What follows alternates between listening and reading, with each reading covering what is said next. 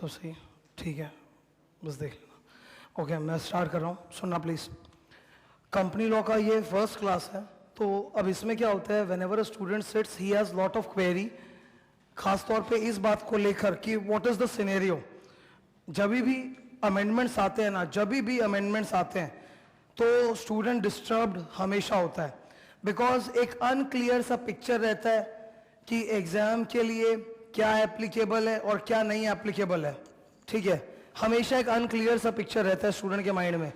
तो सबसे पहले तो हम लोगों को ये जानना जरूरी कि भाई क्या अमेंडमेंट आया है और हम लोग के एग्जाम के लिए क्या रेलेवेंट है, ये हम लोग को जानना है। सिर्फ इतना ही नहीं कि what is the amendment, but we also need to know that what is applicable in our syllabus. ठीक है, तो वो पूरा मैं डिस्कस कर रहा हूं बोर्ड पे, जो भी मैं बोर्ड पे लिखूंगा वो कॉपी करना। ओके, पहले था कंपनीज एक्ट 1956, अब आ चुका है कंपनीज एक्ट 2013। 1956 से 2013 में मूव कर चुके हैं। ठीक है, इसके अंदर कितने सेक्शंस थे? इसके अंदर 658 सेक्शंस हुआ करते थे। ठीक है, और 2013 वाला जो एक्ट है उसमें कितना सेक्शंस है? 470 सेक्शंस। तो सेक्शंस कम हो गया बहुत ज्यादा, कहा तो 658 सेक्शंस था और अभी कितना हो गया? 470 सेक्शन। लगभग 180 का गैप है ना, 180 का गैप है लगभग। तो कितना स्लिम हो गया, ट्रिम हो गया। That's good. एक एक्ट को स्लिम और ट्रिम ही होना चाहिए। एक एक्ट जितना ज्यादा तुम मोटा बना दोगे ना, उतना ज्यादा it becomes incomprehensible, a mystery. अरे एक्ट इसलिए थोड़ा ना बना है कि पार्लियामेंट में पास होके पड़ा रहे। एक्ट इसलिए बना है कि वो फॉलो हो, मिनिस्ट्री उसको फॉलो करवाए, भारत सरकार उसको फॉलो करवाए, इसलिए लॉ बनता है। तो लॉ का स्लिम होना, ट्रिम होना इज नेसेसरी। ठीक है, दूसरी बात, कंपनी लॉ और कॉन्ट्रैक्ट एक्ट में फर्क है। वो जो बचपन में अपने पढ़ते हैं ना बैठ के सीपीटी लेवल पे, कॉन्ट्रैक्ट एक्ट, वो बहुत कम उपयोग में आता है, यूज में आता है, वो बहुत कम यूज में आता है। जबकि company law is one of the widest used law in India. Just like income tax, हर आदमी को इनकम टैक्स देना पड़ता है, वैसे ही कंपनी लॉ भी बड़ा फेमस लॉ है हिंदुस्तान के अंदर। हालांकि हम लोग का जो पॉपुलेशन है वो 130 करोड़ है, लेकिन कंपनीज 11 लाख है। इंडिया में अभी कितनी कंपनीज है? 11 लाख कंपनीज। और उन कंपनियों को ये फॉलो करना है। तो this is a very common law, very common law. तुम आज कहीं भी जाओ, चाहे आर्टिकलशिप हो या जॉब इंटरव्यू हो, आर्टिकलशिप हो या जॉब इंटरव्यू हो या बैंक में ही जा रहे हो लोन लेने के लिए, तुमको इसका नॉलेज चाहिएगा, इतना फेमस है। Now this is slimmer and this is better also. कैसे बताऊंगा? हर एक्ट के लास्ट में ना कुछ शेड्यूल्स होता है। हर एक्ट के लास्ट में कुछ शेड्यूल्स होता है। जैसे there is a bare act, there is a bare act. Bare act में क्या होता है? शुरू में सेक्शंस होते हैं जो मेन चीज है, और उसके बाद लास्ट में शेड्यूल होते हैं। अकाउंट्स में हम लोग शेड्यूल 6 के हिसाब से बैलेंस शीट पीएल बनाते थे ना, तो वो शेड्यूल 6 कहां है इसमें? तो पुराने वाले एक्ट में देयर वर 15 शेड्यूल्स, नए वाले एक्ट में कितना शेड्यूल्स है?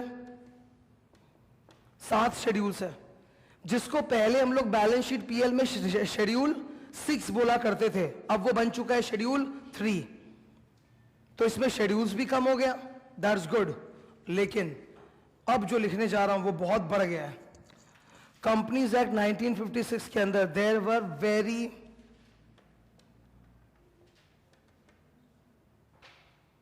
वेरी फ्यू रूल्स, और कंपनीज एक्ट 2013 के अंदर देयर आर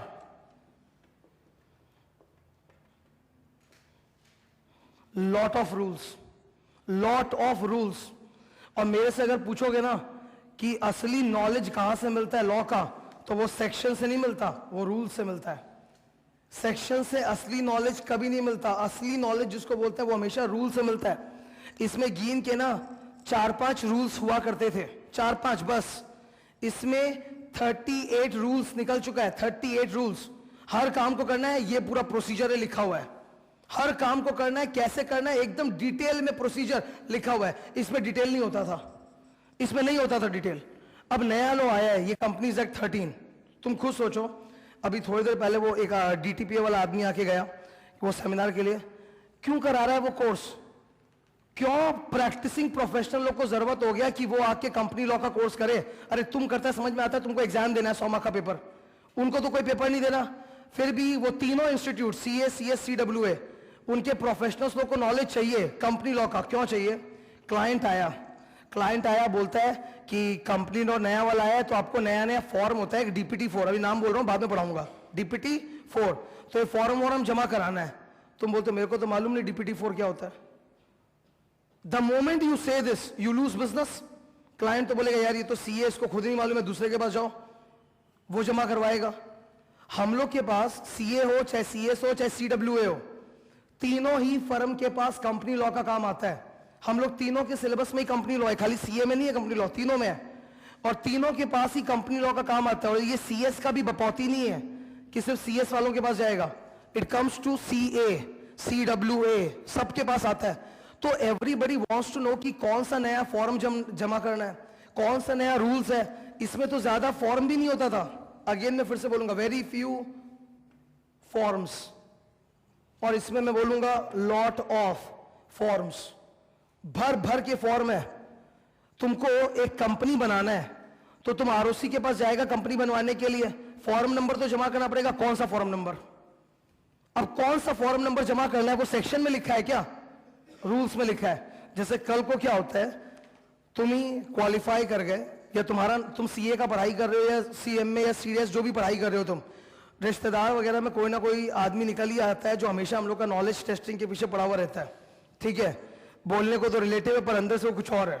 ठीक है, वो आ जाएगा, वो सीधा आके बोलेगा कि भाई मेरे को तो कंपनी लॉ का प्रॉब्लम है, कंपनी बनवाना था, आपका लड़का है लड़की जो भी है, मतलब छोरो छोरी मतलब जैसे जो भी है, तो मेरे उसको बोलिए, वो तो पढ़ रहा है, उसको तो मालूम होगा, तो मतलब उसको तो सब आता होगा, तो वो तुमको आके तुम्हारा नॉलेज टेस्टिंग करेगा कि तुम उसका काम करवा के दो।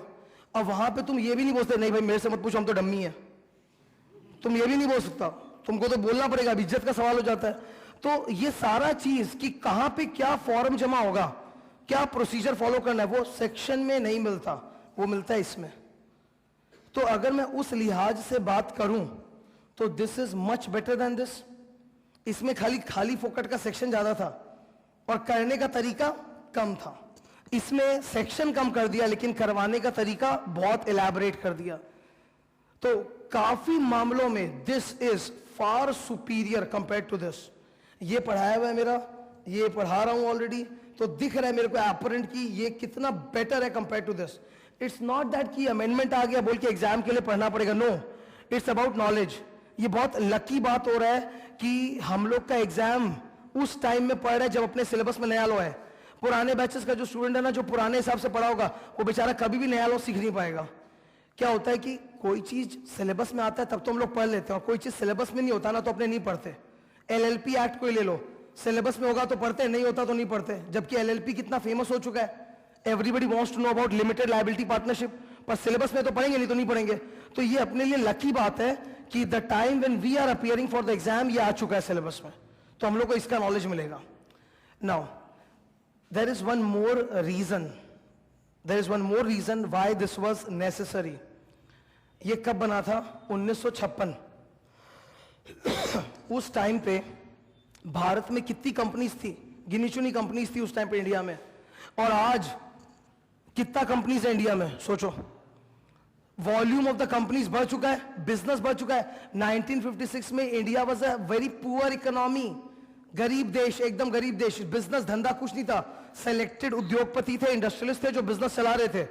आज घर घर में इंडस्ट्रियलिस्ट बैठा है। इंडिया का economy is one of the bargaining economy in the entire Asia Pacific region. पूरे एशिया पैसिफिक रीजन में नंबर 1 ग्रोइंग इकोनॉमी है चाइना का, और उसके बाद नंबर 2 अपना है। और बाकी जितना भी अपना नेबरिंग कंट्रीज, उनका इकोनॉमी कहीं भी स्टैंड नहीं करता हम लोग के मुकाबले, कहीं स्टैंड नहीं करता।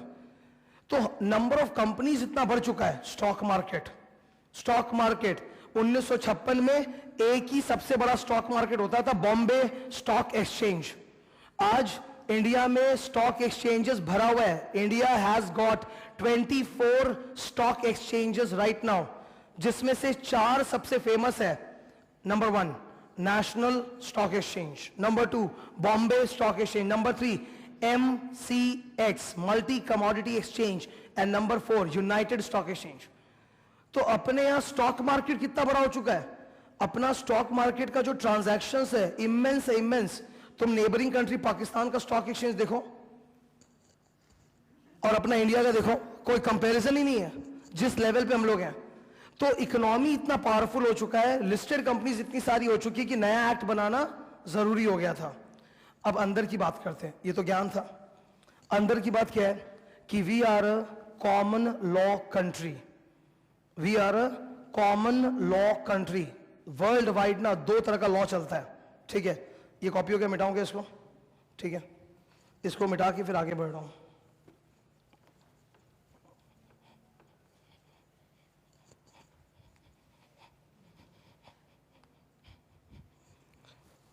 To types of law that exist are, एक होता है common law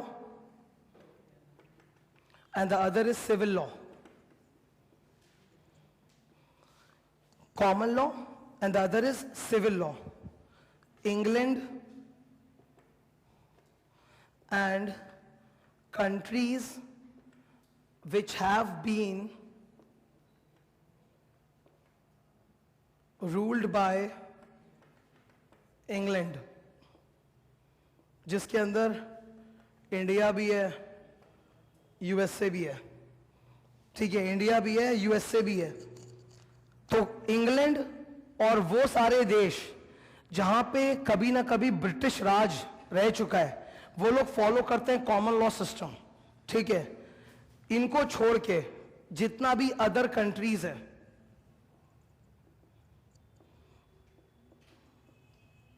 Japan, Germany, Russia etcetera, जो ब्रिटिश कॉलोनी कभी नहीं था। जर्मनी तो इंग्लैंड का नंबर 1 दुश्मन था, जर्मनी इंग्लैंड का नंबर 1 दुश्मन था। तो ये कंट्रीज जो कभी भी इंग्लैंड की कॉलोनी नहीं रहे हैं, उनको कौन सा लॉ लगता है, सिविल लॉ। अभी फर्क क्या है कॉमन लॉ में और सिविल लॉ में, क्या फर्क है? कॉमन लॉ वाले स्ट्रक्चर में ना जितना भी जुडिशियल केसेस होता है उनको बहुत महत्व दिया जाता है। Importance is given to all judicial decisions.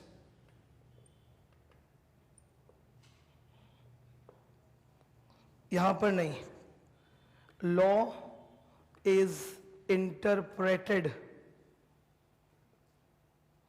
without reference to judicial decisions। क्या मतलब इसका? मैं एग्जाम्पल दूंगा इसका, ठीक है। तो पहले लिख लो फिर बोलता हूं।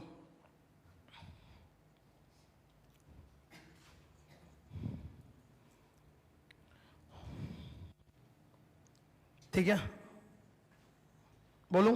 सुनो, जब हम लोग कॉन्ट्रैक्ट एक्ट पढ़ते थे लोअर लेवल्स पे, कॉन्ट्रैक्ट एक्ट सीपीटी में भी, तो कॉन्ट्रैक्ट एक्ट में एक बहुत सारा केस लॉ आता था। चिन्हैया रमैया, राजलक्ष्मी देवी वर्सेस भूतनाथ, बहुत सारा केस आता था, ठीक है। कोई भी लॉ का सेक्शन पढ़ना है, उसमें कंफ्यूजन है, तो उसके लिए केस लॉ है, उसके लिए कोई जुडिशियल डिसीजन है, ठीक है।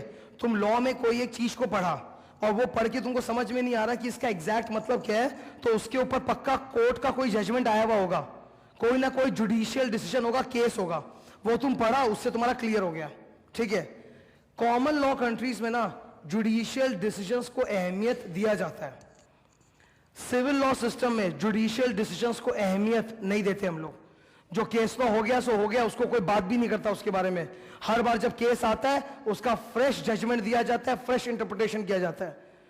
जैसे अब क्या होगा मैं बता रहा हूं एग्जांपल में, फाइनल में जब हम लोग टैक्स पढ़ेंगे ना, फाइनल में डीटी डायरेक्ट टैक्स, तो वहां पे फाइनल में जब इनकम टैक्स पढ़ते हैं, इंटर लेवल पे तो इनकम टैक्स में कोई लोड नहीं है, पर फाइनल लेवल पे जब इनकम टैक्स पढ़ते हैं, एक सेक्शन के साथ 3 केस लॉ फ्री, एक सेक्शन पढ़ेंगे और उसके ऊपर 3 केस लॉ पढ़ाया जाएगा, मतलब थक जाएगा केस का नाम याद करते करते।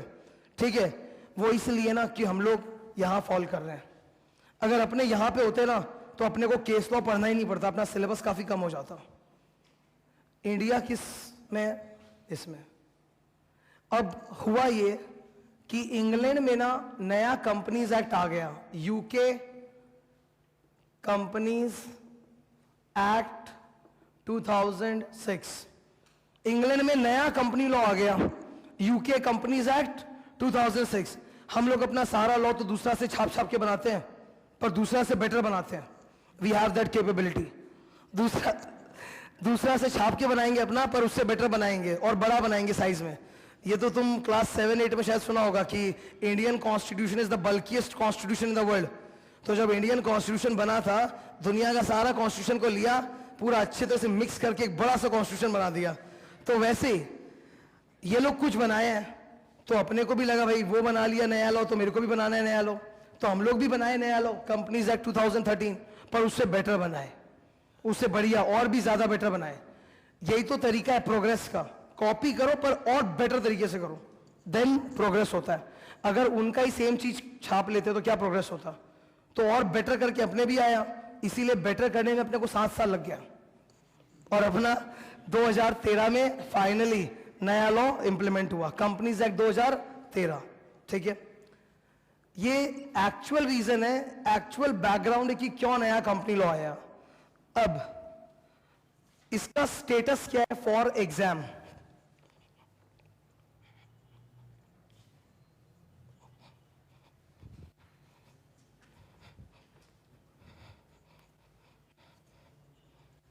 एग्जाम पॉइंट ऑफ व्यू से बात कर रहा हूं straight. Companies act 2013, total 470 sections है, बट इंडिया में अभी तक सारा का सारा लागू नहीं हुआ है। इंडिया में कितना लागू हो चुका है? अच्छा, एक चीज याद रखना, पूरे कंपनी लॉ में कभी भी अगर मैं ये नाम लूं सेंट्रल गवर्नमेंट, तो उसका एक ही मतलब है,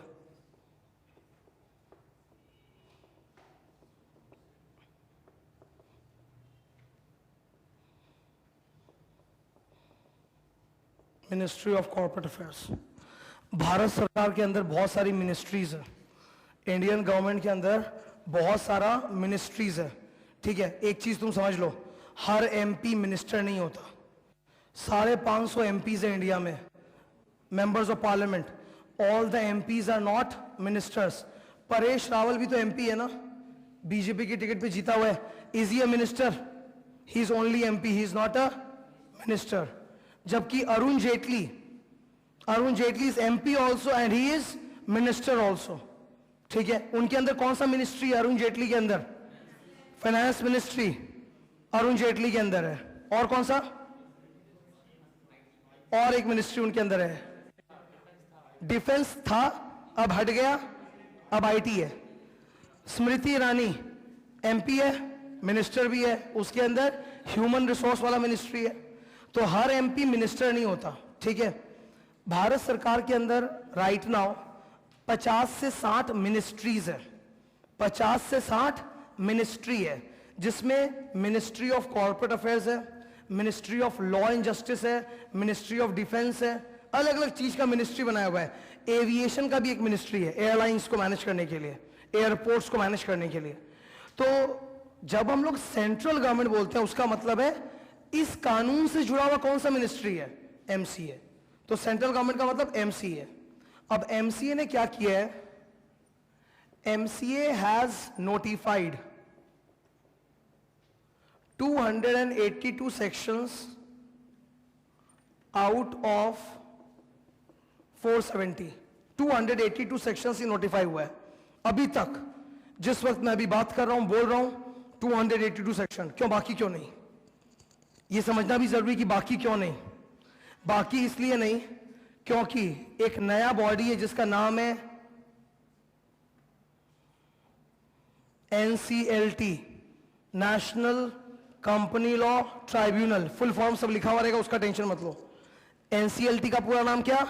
नेशनल कंपनी लॉ ट्राइब्यूनल, ये बना नहीं अभी तक, ये बना ही नहीं अभी तक। जिस दिन ये बन गया ना, पूरा 470 एक साथ सिलेबस में नोटिफाई हो जाएगा। ये बना नहीं अभी तक एनसीएलटी, एक बार ये एनसीएलटी बन जाएगा, full 470 sections will become instantaneously notified for exam. पर नहीं बना, तो इंडिया में अभी तक कितना सेक्शन लागू हुआ है? 282।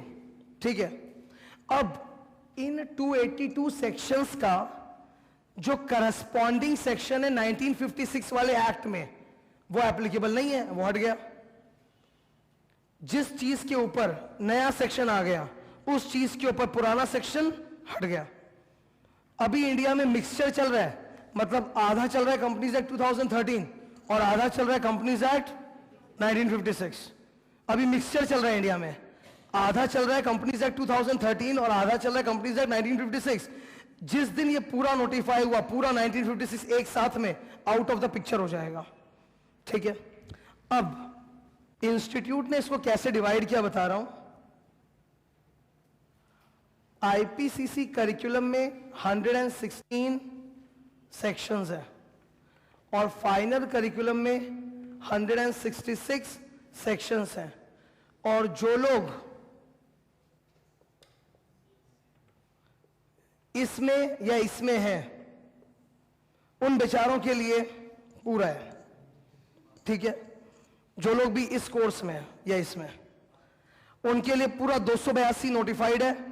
पर जो लोग सीए के हैं, उनका किस्मत अच्छा है, उनको एक लेवल पे कम कम बर्दाश्त करना है। इंटर लेवल पे कितना बर्दाश्त करना है? 116।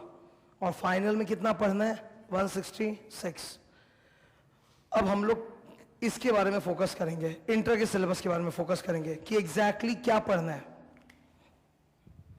ये मिटा रहा हूं इधर का।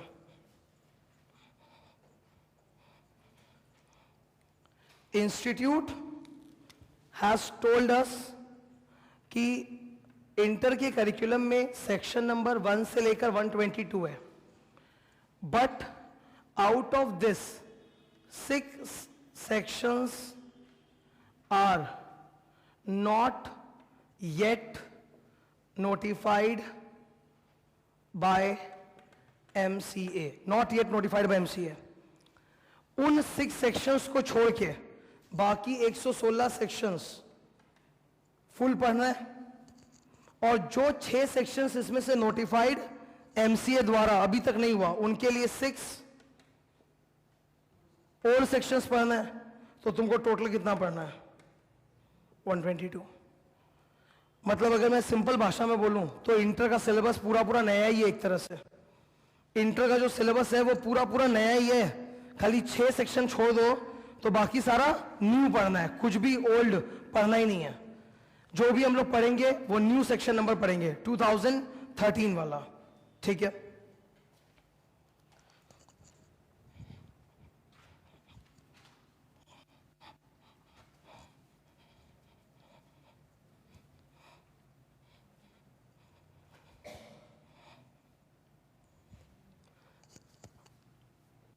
अब सिलेबस के लिए इंपॉर्टेंट चैप्टर्स कौन सा है?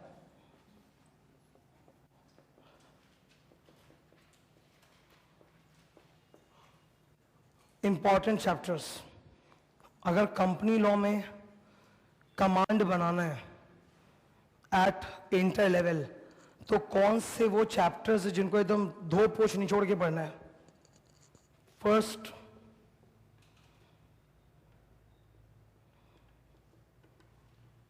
General meeting. फर्स्ट चैप्टर है जनरल मीटिंग। ये आते ही एक कमांड आ जाएगा कंपनी लॉ पे। सेकंड,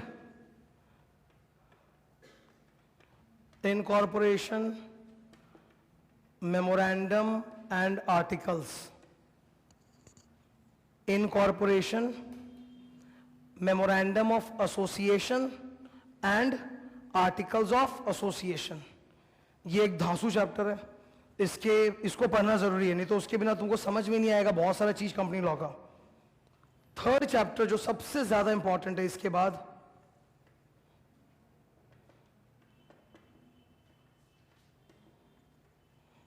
दिस ये 3 चैप्टर पे कमांड आ गया, समझ लो कंपनी लॉ जीत गया।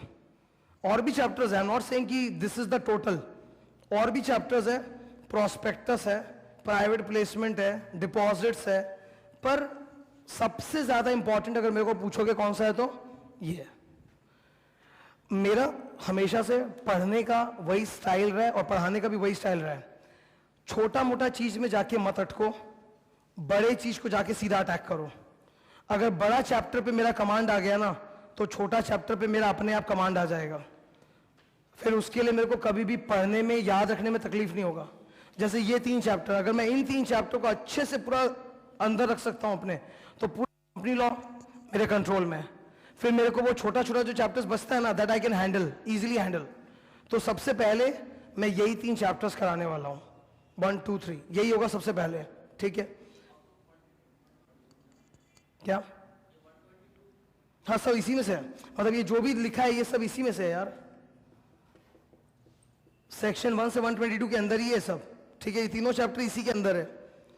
नाउ क्योंकि ये 3 चैप्टर बहुत बड़े हैं ना, इसलिए इसको छोटे छोटे पार्ट्स में मैंने डिवाइड किया है। ओके, छोटा छोटा पार्ट्स में। जैसे जनरल मीटिंग वाला जो चैप्टर है, we have divided it into 4 parts, 4 chapters, ताकि वो इजीली हो जाए। ये चैप्टर भी काफी बड़ा है, ये भी काफी बड़ा है, तो बड़े बड़े चैप्टर्स को क्या किया मैंने 2-3 पार्ट में तोड़ दिया है, ताकि एक याद करने में इजी हो। नहीं तो क्या है कि एक लंबा चैप्टर होता है ना, देख के पहले ही आदमी डर जाता है, फिर हिम्मत नहीं होता करने का। फाइनल भी मैंने यही किया। फाइनल में directors was a very big chapter, final में directors was a very big chapter.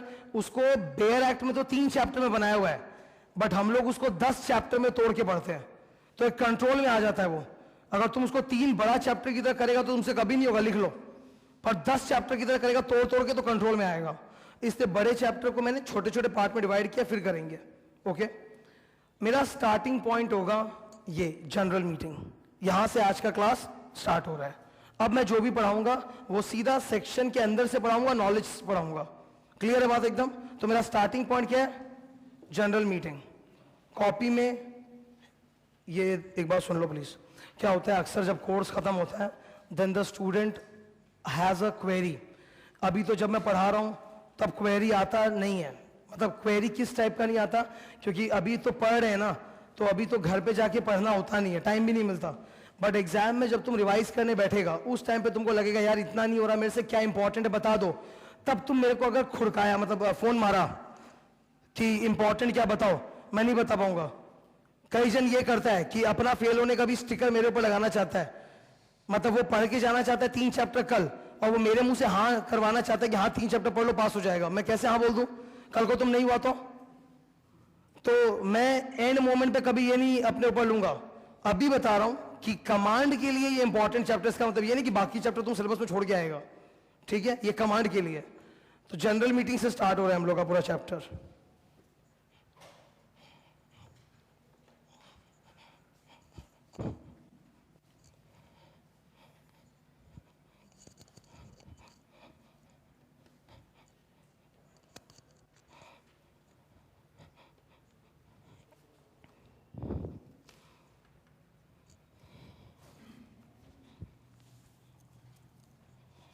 ये पूरा चैप्टर स्टार्ट हो रहा है। अब जो नोट्स होगा वो चैप्टर का नोट्स है, ठीक है?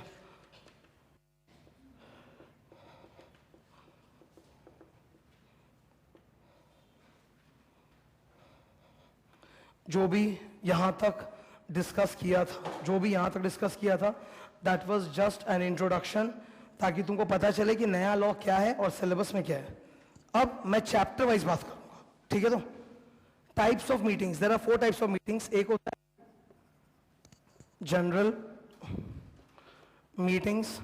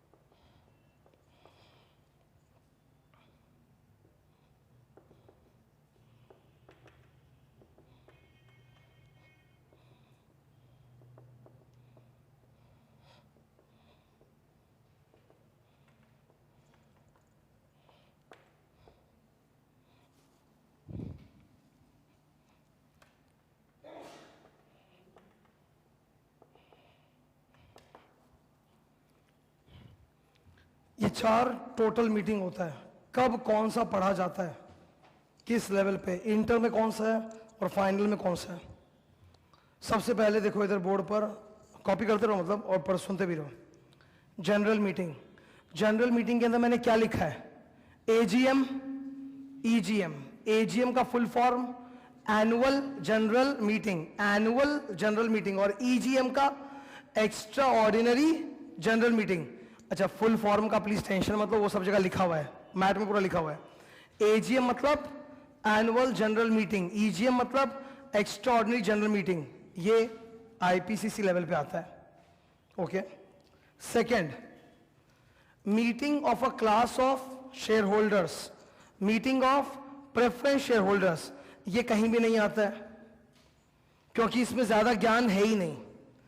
ये बोर्ड मीटिंग चैप्टर ये आता है फाइनल के करिकुलम में। दिस वन ये पार्शियली आईपीसीसी में आता है एंड पार्शियली फाइनल में आता है, पार्शियली दोनों जगह, ठीक है। लास्ट वाला जो है वो पार्शियली आईपीसी, पार्शियली फाइनल, अलग अलग चैप्टर्स के अंदर। Now mainly speaking this one we do in final. आज सुबह ही फाइनल की क्लास थी, तो फाइनल की क्लास में ये बोर्ड मीटिंग चल रहा है, या शायद खत्म हो गया, ऐसा कुछ है स्टेटस। तो board meeting is in final. अपने इंटर में क्या है, जनरल मीटिंग, ठीक है।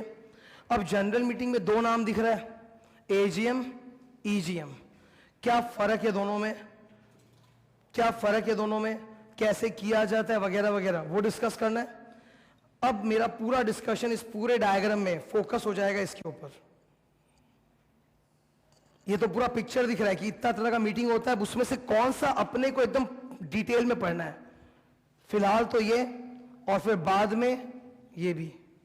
शुरू में कौन सा, एजीएम, फिर बाद में ईजीएम। तो अभी मेरा स्टार्टिंग एजीएम से हो रहा है।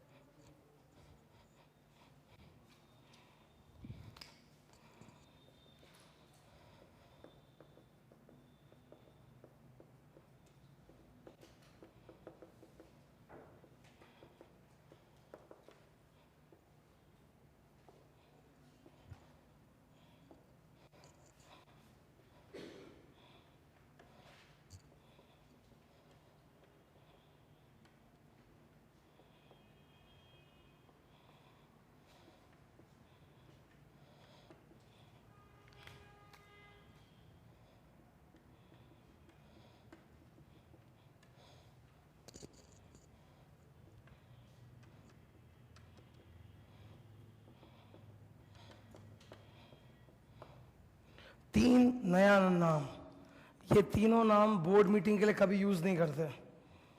यहां पे जो तीन नाम दिख रहा है ना, कैपिटल में लिखा हुआ, convened, constituted, conducted. We don't talk this elaborately at final ना। ये जो है इंटर में ही पढ़ने को मिलता है कि क्या चीज है कन्वीन्ड, कॉन्स्टिट्यूटेड, कंडक्टेड, और बहुत डिटेल में, बहुत डिटेल में, ठीक है। इसका मैं डिटेल्स भी बताऊंगा, डिस्कस करेंगे, सुनना प्लीज। अभी ये रहेगा थोड़ी देर, बिकॉज मेरे को इसके बाद यहां पे भी कुछ लिखना है। इन तीनों के नीचे मैं कुछ लिखूंगा, ठीक है ना। सुनो मेरी बात को ध्यान से। भाई मीटिंग क्यों कॉल किया जाता है, why is a share holders meeting called. General meeting नाम है ना, GM, general meeting. General meeting का मतलब होता है meeting of share holders. General meeting मतलब मीटिंग ऑफ शेयर होल्डर्स, ठीक है। तो why are you calling share holders in the meeting, because you have to take some important decision. Meeting करने का मकसद कंपनी में एक ही होता है कि उसमें कुछ इंपॉर्टेंट डिसीजन लेना है कि किस आदमी को कंपनी का डायरेक्टर बनाया जाए, किस आदमी को कंपनी का ऑडिटर बनाया जाए, कंपनी में डिविडेंड कितना डिक्लेयर होना चाहिए इस साल, अकाउंट्स सही बनाए कि नहीं बनाए, क्या कंपनी अपना नाम बदलना चाहती है, नाम चेंज करना चाहती है कंपनी अपना, हम लोग कोई नया बिजनेस चालू करना चाहते हैं, are we going to amalgamate with some other big company और we are going to demerge into two different companies. ये सारा डिसीजन शेयर होल्डर से पूछ के लेना पड़ता है। शेयर होल्डर अगर अलाउ करेगा तभी होगा, वरना नहीं होगा। तो तुमको ईजीएम कॉल करना है, ठीक है। अब देखो बदमाशी किसको बोलते हैं। मान लो एक बार जस्ट ऐसे एज्यूम कर लो कि मैं कंपनी का चेयरमैन हूं, मैं कंपनी का चेयरमैन हूं और मैं बदमाश हूं, ठीक है। मैं कंपनी का ऑफिस चेंज करना चाहता हूं, मैं कंपनी का ऑफिस कैलकाटा से शिफ्ट करा के बॉम्बे ले जाना चाहता हूं, क्योंकि Bombay is you know growing capital of India. Capital ऐसे दिल्ली पर ग्रोइंग कॉर्पोरेट कैपिटल कौन है? बॉम्बे। तो मैं अपना ऑफिस ना कैलकाटा से उठा के बॉम्बे ले जाना चाहता हूं, बिना तुम लोग को बताए, बिना तुम लोगों से पूछे। क्या मैं ऐसा कर पाऊंगा? नहीं। ये कोई छोटा मोटा बात है क्या? तुम कंपनी का ऑफिस कैलकाटा से उठा के बॉम्बे ले जाएगा तो शेयर होल्डर तो आ नहीं पाएगा वहां पे। तो this is a very big decision, तुम लोग से पूछना चाहिए। पर मैं एक्चुअली तुम लोग से नहीं पूछना चाहता, तो मैंने क्या किया ना, झूठ मूठ का मीटिंग कॉल किया, झूठ मूठ का मीटिंग कॉल किया।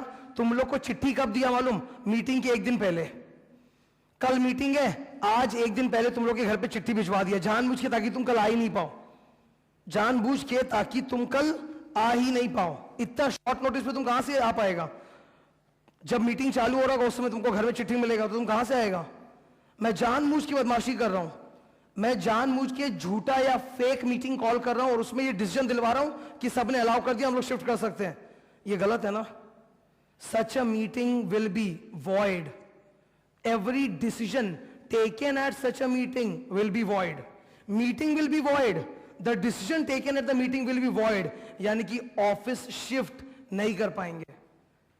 To call a valid meeting, to call a valid meeting you need 3 things. ये क्या है? कन्वीन का मतलब होता है मीटिंग को बुलाना, ठीक है। इसके अंदर फर्स्ट पॉइंट,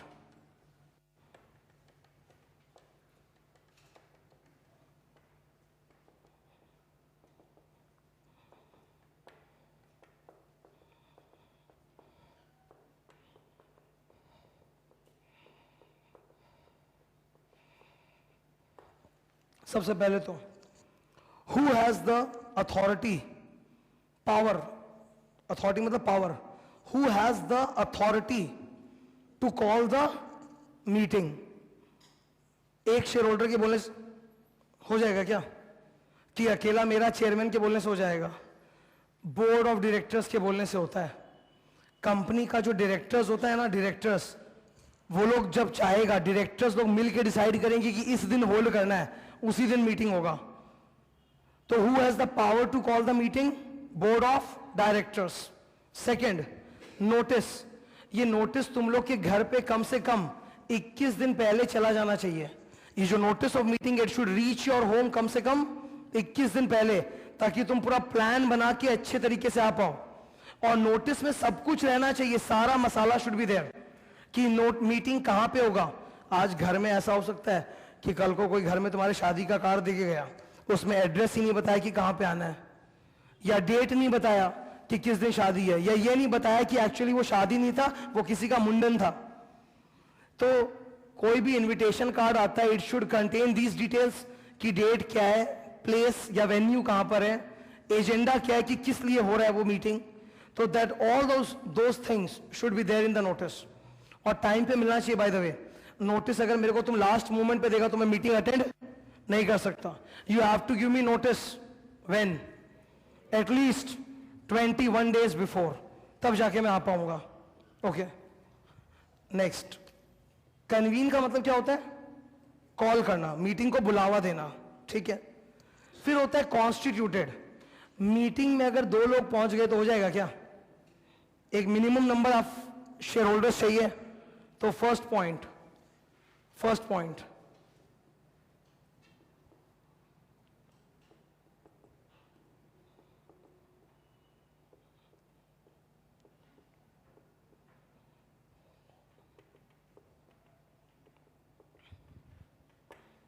डिस्कस कर रहा हूं।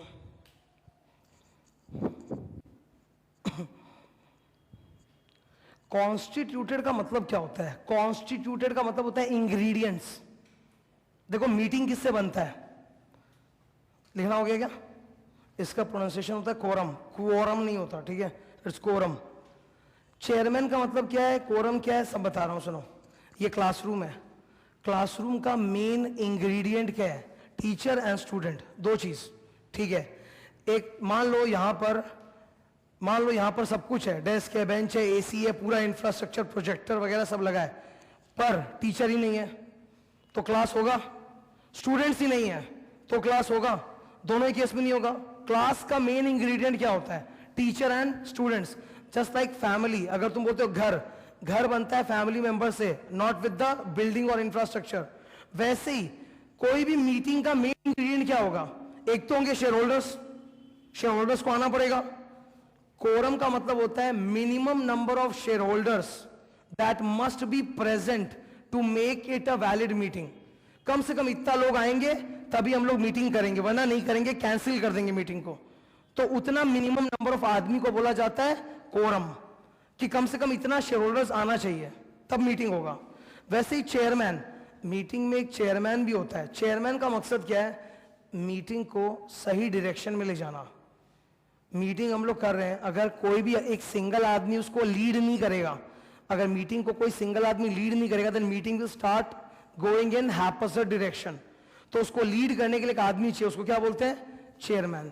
चेयरमैन के पास और भी बहुत सारा पावर होता है, वो समय के साथ साथ मैं बताते जाऊंगा, ठीक है। इधर properly conducted, constituted, convened. Convened का मतलब मीटिंग को बुलाना, कॉन्स्टिट्यूटेड मतलब मीटिंग का दो प्रमुख इंग्रेडिएंट्स चेयरमैन एंड कोरम मौजूद है। और तीसरा होता है कंडक्टेड। अरे मीटिंग में सबसे बड़ा चीज क्या था, डिसीजन लेना, वोटिंग कराना, ये सबसे बड़ा चीज था ना। मीटिंग क्यों हुआ, डिसीजन लेने के लिए, वोटिंग करने के लिए, तो वोटिंग कराना, वोटिंग कैसे कराया जाएगा वगैरह वगैरह, ठीक है। और दूसरा, मीटिंग में जो भी होता है ना उसको रिकॉर्ड किया जाता है। मीटिंग में जो भी होता है उसको रिकॉर्ड किया जाता है इन अ बुक कॉल्ड। क्यों रिकॉर्ड किया जाता है, फॉर फ्यूचर रेफरेंस। क्यों रिकॉर्ड किया जाता है, फॉर फ्यूचर रेफरेंस। आज मैं यहां पे क्लास ले रहा हूं, the class is being recorded. Recording का पर्पस क्या है, फ्यूचर रेफरेंस। फ्यूचर रेफरेंस मतलब कल को किसी फ्रेंचाइजी में अगर भेजना है तो ये मैं भेज सकता हूं स्ट्रेट। आज इतने सारे फ्रेंचाइजी में क्लास जा रहा है तो ये तो पॉसिबल नहीं है ना कि मैं हर जगह फिजिकली जाके पढ़ाऊं, वो असंभव है, ठीक है। लेकिन through the recording it can be played anywhere, वहां पे क्लास कंडक्ट किया जा सकता है, वर्चुअल क्लास कंडक्ट किया जा सकता है। मीटिंग का भी रिकॉर्डिंग होना चाहिए। कल को लड़ाई झगड़ा हो गया कि उस मीटिंग में तो अपना ये बात तय हुआ था और वो आदमी बैक ट्रैक कर रहा है, नहीं हम तो ऐसा कभी बोले नहीं, तो कैसे नहीं बोला, लिखा हुआ है देखो, तुम यही बोला था उस दिन।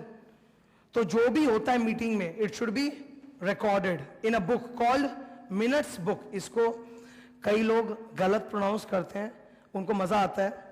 इसको माइन्यूट्स नहीं बोला जाता, इसको मिनट्स बोला जाता है। कई जन को बड़ा मजा आता है जब वो लोग कोई भी इंग्लिश के वर्ड को ना दूसरा प्रोनाउंसिएशन देखते हैं तो उनको लगता है कि वो लोग बहुत स्पेशल हो गए हैं दुनिया में, ठीक है। It's not called minutes, it's called minutes, minutes book. अब देखो ध्यान से एक बार, पूरे मीटिंग में मेरे को तीन मेन चीज चाहिए, कन्वीन्ड, प्रॉपरली कॉल करना, कॉन्स्टिट्यूट, प्रॉपर लोग सारे आ गए, कंडक्ट, वोटिंग करो, डिसीजन लो, रिकॉर्ड करो, जाओ। तो ये सब होना चाहिए।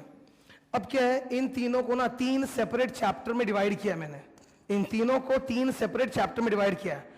What you have in hand is only this chapter, meeting properly convened. ये जो नोट्स अभी मेरे हाथ में, इसमें chapter number 12 general meeting, first page पे देखो लिखा है chapter number 12 general meeting dash convening general meeting, मतलब ये, ठीक है। तो इसके ऊपर पूरा डिस्कशन चलेगा। ये जितना भी नाम मैंने बताया ना अभी, this was just an introduction, एक एक चीज बहुत डिटेल में आते जाएगा। अब मैं एकदम सिस्टमैटिकली मूव कर रहा हूं, मैं यहां से चालू कर रहा हूं, ठीक है।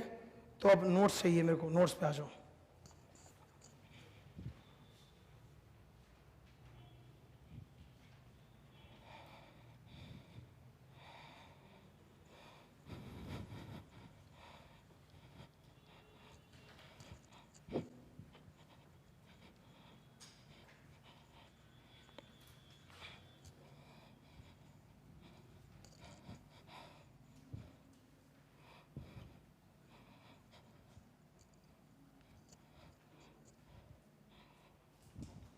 सबसे पहले सेक्शंस का वो रेंज दिख रहा होगा तुमको, मैं तुमको बताते जाऊंगा कौन सा पढ़ना है कौन सा नहीं पढ़ना है, ठीक है? जैसा बोल रहा हूँ वैसा करो। 3 सेक्शंस ऐसे हैं जो यहाँ पर मैंने लिखा ज़रूर है, मैं पढ़ाऊंगा भी ज़रूर, पर मैं बता रहा हूँ कि वो मिनिस्ट्री ऑफ कॉर्पोरेट अफेयर्स ने अभी तक नोटिफाई नहीं किया है, तो सिलेबस में वो नहीं है, उसका पुराना सेक्शन है, ठीक है? कौन कौन सा पढ़ना है अपने को वहीं पे टिक मार लेना साइड में, ठीक है? फर्स्ट पेज में जो कंटेंट्स दिख रहा है उसी में 96 ये पढ़ना है, 97 नहीं पढ़ना, उसके बदले ये पढ़ना है। 97 न्यू है, ये नहीं पढ़ना है, ठीक है? उसके बदले क्या पढ़ना है? 167 ओल्ड, ये नहीं, इसके बदले 98 के बदले पढ़ना है 186 ओल्ड।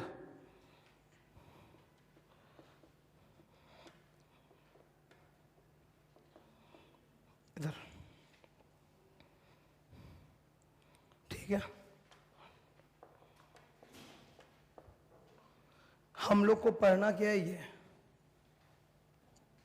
अब ये 3 न्यू सेक्शन है, मैं नहीं चाहता था कि बीच में गैप हो, मैं सिंपली नहीं चाहता था कि बीच में गैप हो, मैं चाहता था कि सीरियल ऑर्डर में सारा सेक्शन पढ़ा जाए, तो एक बार आइडिया रहना चाहिए ना माइंड में भाई कि सीरियल ऑर्डर ये ऐसे है, इसलिए मैंने ये 3 भी डाला है और ये भी मैं बता दूंगा, ठीक है? कोई बहुत डिफरेंट नहीं है, the 3 are very similar, but syllabus में टेक्निकली क्या है ये, ओके? फर्स्ट सेक्शन 96,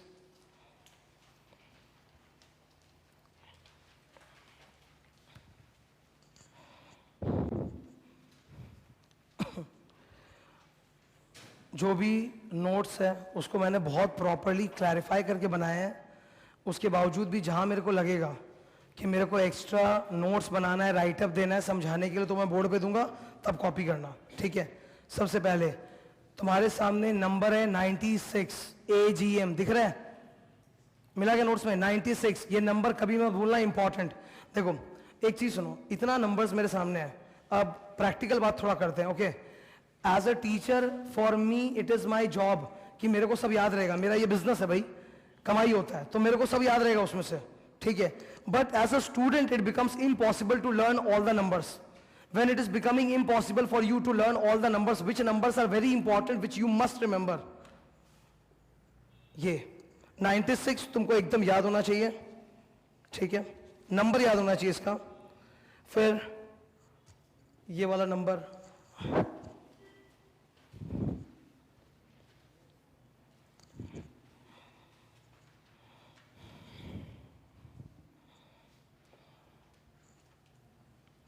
इस ये तो ऑटोमेटिकली याद हो जाएगा क्योंकि इन दोनों को मैं ड्राफ्टिंग में कराने वाला हूं, ठीक है? नंबर अगर याद करना है while writing a theory answer, तो ये 4 नंबर, ये नंबर वाला प्रॉब्लम अभी शुरू में बता देना बेटर रहता है कि ये 4 नंबर है जो याद होना चाहिए, क्योंकि जब हम लोग एग्जाम में आंसर लिखेंगे तो अपने को सेक्शन नंबर लिखना चाहिए, दैट इज रिक्वायर्ड। सी कोई भी आदमी ये ज्ञान दे दे कि सेक्शन नंबर मत पढ़ो मत पढ़ो मत पढ़ो, मैं उसको सही नहीं मानता, ओके? कोई हार्ड चीज नहीं होता सेक्शन नंबर याद करना, it's just a matter of practice. And मैं कौन सा बोल रहा हूं कि तुमको सारा याद रखना है? I am telling you selected section numbers which you should learn. Answer लिखते वक्त तुम्हारे आंसर का जो ब्यूटी है वो तभी सामने निकल के आएगा जब तुम नंबर लिखेगा। For example, a student is writing a question on notice of general meeting, notice of general meeting कि 21 दिन पहले आना चाहिए, ऐसे आना चाहिए, वैसे आना चाहिए, पर वो नाम ही नहीं ले रहा 101 का, तो उसका आंसर का ब्यूटी खत्म हो जाता है। एक बात तुमको बता देता हूं, सुनो ध्यान से, पर लिसन।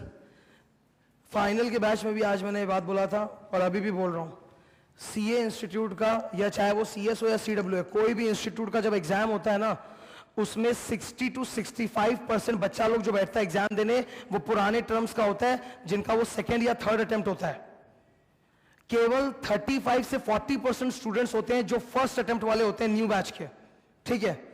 नाउ इसमें से कई ऐसा बात लिखा हुआ है ना जो ओल्ड से मैच करता है।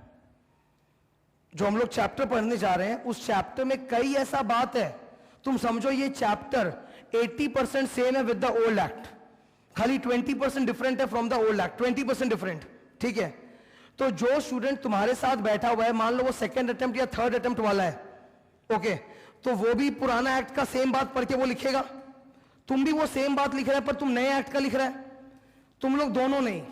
वो जो सेकंड अटेम्प्ट वाला स्टूडेंट है उसने भी सेक्शन नंबर नहीं लिखा, और तुम नया सिलेबस वाला है फर्स्ट अटेम्प्ट, तुम भी सेक्शन नंबर मेरे को नहीं लिख के दिया। दोनों ने बात तो सेम लिखा क्योंकि बात है ही सेम, ठीक है, दोनों सेक्शन में बात सेम लिखा है। एज एन एग्जामिनर मेरे को पता चलेगा कि किसको नॉलेज है नए एक्ट का, किसको नहीं है, मेरे को तो नहीं पता चलेगा। मेरे को तो लगेगा कि ये स्टूडेंट दोनों सेम ऐसे लिखा है, दोनों ने सेक्शन नंबर अवॉइड किया, दोनों ही छोटा है, और मार्क्स गिर जाएगा। 5 मार्क का क्वेश्चन है, आई गिव यू 3। मेरे को कहीं पता ही नहीं चल रहा है तुम्हारा आंसर पढ़ के, तुम खाली आंसर में 50 बार लिखा है कंपनीज एक्ट 13, वो तो वो भी लिखा है। जो सेकंड थर्ड अटेम्प्ट वाला है वो भी यही करता है, बात वही लिखता है पर लिखता है कंपनीज एक्ट 13, तो तुम भी वही लिखा है, but none of you have mentioned the section number. तो how will the examiner get a confidence कि तुमको सही आता है कि नहीं आता? वहीं पर अगर तुम ये सेक्शन नंबर डाल देते हो ना नया वाला, उसको क्लियर हो जाएगा ये पढ़ के आया है नया एक्ट ढंग से। इसलिए सेक्शन नंबर्स आर इंपॉर्टेंट, हम लोग छोड़ते नहीं उसको, ठीक है। अब ये सेक्शन 96 जो तुम्हारे सामने एजीएम का द मास्टर सेक्शन, ये क्या बोलता है? फर्स्ट पॉइंट नीचे, first point, holding of annual general meeting, ये मिटा रहा हूं।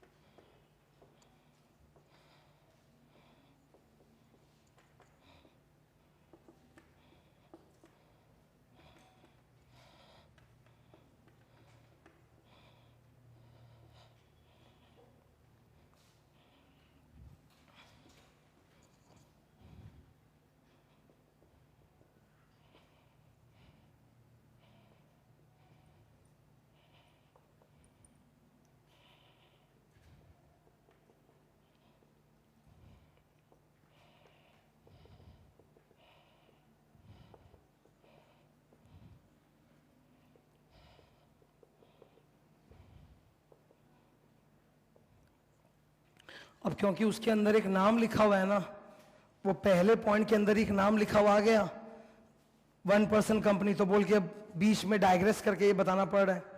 इधर देखो, 3 टाइप की कंपनीज होती है under the new act. 1% company जिसको बोला जाता है ओपीसी, दूसरा प्राइवेट कंपनी, और तीसरा public company. Every student has a damned confusion about कि इनके अंदर मिनिमम और मैक्सिमम शेयर होल्डर्स कितना होना चाहिए, मिनिमम और मैक्सिमम डायरेक्टर्स कितना होना चाहिए, तो बता रहा हूं, ठीक है। 1% कंपनी में मिनिमम 1 शेयर होल्डर तो चाहिए ही, ठीक है, और मैक्सिमम भी 1 ही शेयर होल्डर। 1% कंपनी में मिनिमम 1 शेयर होल्डर और मैक्सिमम 1 शेयर होल्डर, मतलब 1 ही शेयर होल्डर हो सकता है उसमें। एक ऐसा company which is like a proprietorship firm, जिसमें टोटल गिन के 1 ही इंसान है, मिनिमम शेयर होल्डर्स कितना 1, मैक्सिमम शेयर होल्डर्स कितना 1। प्राइवेट कंपनी, प्राइवेट कंपनी में मिनिमम 2 शेयर होल्डर्स और मैक्सिमम 200। पहले 50 था, अभी 200 है। प्राइवेट कंपनी में मिनिमम कितना शेयर होल्डर होना चाहिए 2, मैक्सिमम कितना 200। पहले कितना था भाई 50 होता था, वो हट गया, अभी 200 है। Maximum share holders in a private company 200। Public company में मिनिमम शेयर होल्डर्स और मैक्सिमम का कोई लिमिट नहीं है। रिलायंस इंडस्ट्रीज लिमिटेड का नाम सुना ही होगा, इंडिया की one of the largest most widely held company है। 14.5 लाख शेयर होल्डर्स है, 14.5 लाख शेयर होल्डर्स है। तो एक पब्लिक कंपनी में ना कोई लिमिट नहीं है कितना शेयर होल्डर्स हो सकता है, इनफाइनाइट, ठीक है। अब देखो इधर जरा एक बार ध्यान से इसको, 1% कंपनी में कितना शेयर होल्डर होता है 1।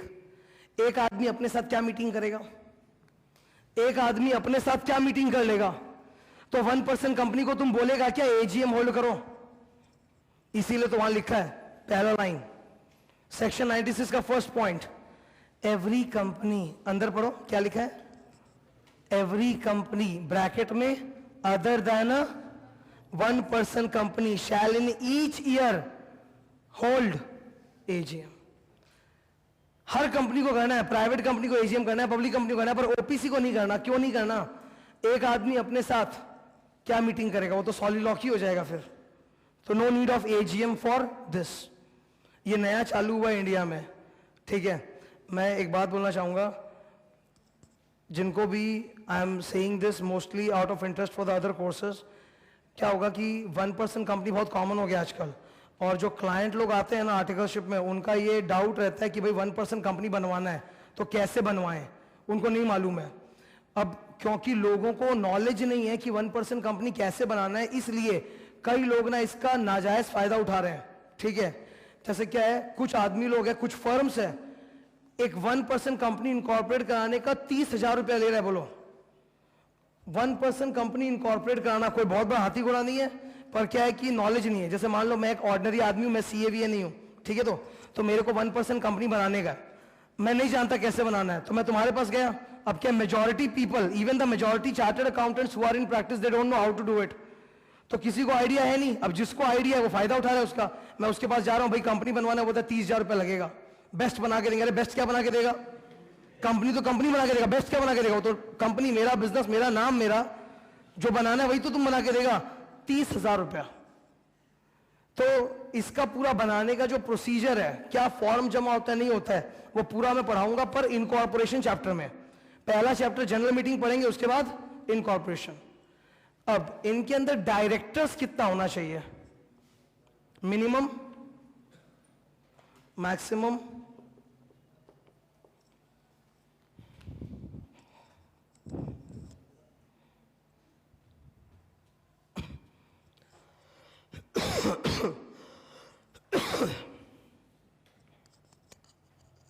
ठीक है। अच्छा, इसके बाद नीचे लिखो note, it is not necessary, note, it is not necessary for a director to be a shareholder. It is not necessary for a director to be a shareholder.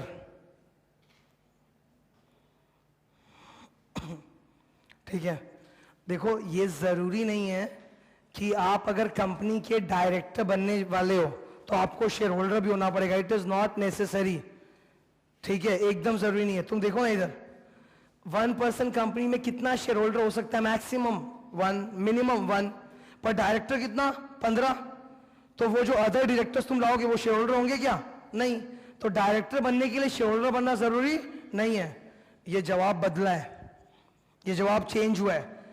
अगर आज से 3 महीना पहले कोई मेरे से पूछा होता कि डायरेक्टर बनने के लिए शेयर होल्डर, 3 महीना क्या, मैं बोलूंगा 1 अप्रैल 2014 के पहले, मतलब अराउंड 7-8 महीना पहले, ठीक है, कि अगर डायरेक्टर बनना है तो शेयर होल्डर बनना मैंडेटरी है क्या, तो मैं उसका आंसर बोलता it depends on the articles of association of your company. मैं ये डायलॉग मारता। अब मैं ये नहीं मार सकता। अब मैं सीधा सीधा बोल रहा हूं कि डायरेक्टर बनने के लिए शेयर होल्डर बनना जरूरी नहीं है। एकदम क्लियर कट बोल रहा हूं, ठीक है, ये क्लियर है एकदम? डन। अब वहां पे बुक में वापस आ जाओ। तो हर कंपनी को एजीएम करना है, किसको नहीं करना है? 1% कंपनी को नहीं करना है। Second point, time limit for holding AGM. अच्छा एक चीज देखो, time limit for holding AGM के अंदर 3 बुलेट्स है ना। Time limit for holding AGM में 3 बुलेट्स हैं। उन तीनों बुलेट्स के ऊपर लिखो अर्लीस्ट ऑफ द 3, लिखो अर्लीस्ट ऑफ द 3।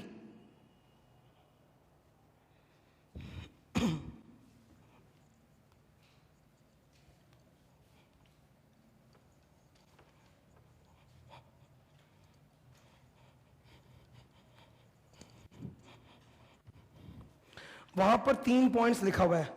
मैं बोर्ड पे जो लिखूंगा, तुम कॉपी में नहीं लिखा, तुम वहीं पे लिखेगा। जो बोर्ड पे लिखूंगा वो तुम वहीं पे लिखना बुक में, ठीक है। तो 3 पॉइंट्स है मेरे सामने। Earliest of the 3। नाउ अपना फाइनेंशियल ईयर बोर्ड पे हम लोग लिख रहे हैं, ठीक है, 2015। 16, लेट्स से ये हम लोग का फाइनेंशियल ईयर है 2015-16। तुम जिस साल एग्जाम देने बैठता है ना, तुम उसी को अपना साल मानेगा। तुम्हारा एग्जाम कब फॉल करेगा? 2015 में फॉल करेगा, तो तुम उसी को अपना फाइनेंशियल मानेगा 2015-16। हम लोग पढ़ाई कर रहे हैं 14-15 के अंदर बैठ के, लेकिन वो मत मानो। तुम्हारा एग्जाम जिस महीने में पड़ता है, तुम्हारा एग्जाम पड़ेगा मई 15, जून 15 या नवंबर दिसंबर 15, तो तुम्हारा फाइनेंशियल ईयर कौन सा रहेगा? 15-16। ठीक है, तो let's talk about this year mainly 2015। It starts from 1st April 2015 and ends on 31st March 2016. Your financial year starts from 1st April 2015 and ends on 31 March 2016. Now 2015 के बारे में बात करते हैं। एजीएम कब तक हो जाना चाहिए? एजीएम कब तक हो जाना चाहिए? फर्स्ट पॉइंट में क्या लिखा है? In each calendar year. Calendar year का मतलब होता है जनवरी से लेकर दिसंबर तक। कैलेंडर ईयर मतलब होता है जनवरी से दिसंबर, और फाइनेंशियल ईयर मतलब होता है अप्रैल से मार्च। तो अगर मैं कैलेंडर ईयर वाली बात को सुनूं तो 2015 कैलेंडर है। 2015 कैलेंडर ईयर कब से चालू होगा? 1 जनवरी से लेकर 31 दिसंबर 2015 तक। तो what is the last date in the calendar year 2015? 31 दिसंबर। तो मेरा एजीएम कब तक हो जाना चाहिए? इन लोग की बात एक एक करके सॉल्व कर रहे हैं। फर्स्ट पॉइंट को सॉल्व किया अभी। फर्स्ट पॉइंट मेरे को बोला कि आपका एजीएम कब तक हो जाना चाहिए? एवरी कैलेंडर ईयर में होना चाहिए। तो 2015 को अगर तुम पकड़ो तो 2015 में एजीएम कब तक हो जाना चाहिए? लास्ट डेट तक तो हो ही जाना चाहिए। लास्ट डेट क्या होगा? 31 दिसंबर 2015। कैलेंडर ईयर में लास्ट डेट क्या आता है? 31 दिसंबर। दूसरा पॉइंट, सेकंड पॉइंट देखो, with in 15 months of the last AGM. हम लोगों का लास्ट एजीएम हुआ था 15 जुलाई 2014। हम लोग का लास्ट एजीएम हुआ था 2014 में। अभी हम लोग कहां पे खड़े हैं? 2015 में। ठीक है, हम लोग एग्जाम देने कहां पे खड़े हैं? 2015 में। और हम लोग के पहले वाला साल कौन सा था? 2014। तो 2014 में हम लोग का एजीएम हुआ था 15 जुलाई को। वहां से तुम 15 महीना काउंट कर लो।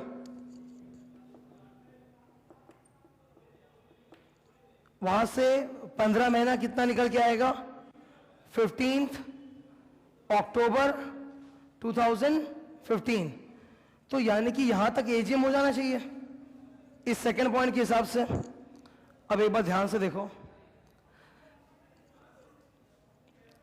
इन दोनों में से पहले कौन सा पड़ रहा है? 15 अक्टूबर। हम लोग तो ऊपर ही हेडिंग दे चुके हैं, earliest of the three. Earliest of the three. तो ये तो रूल्ड आउट हो गया आंसर से मेरे, ये रूल्ड आउट। अभी ये चल रहा है, आगे देखते हैं।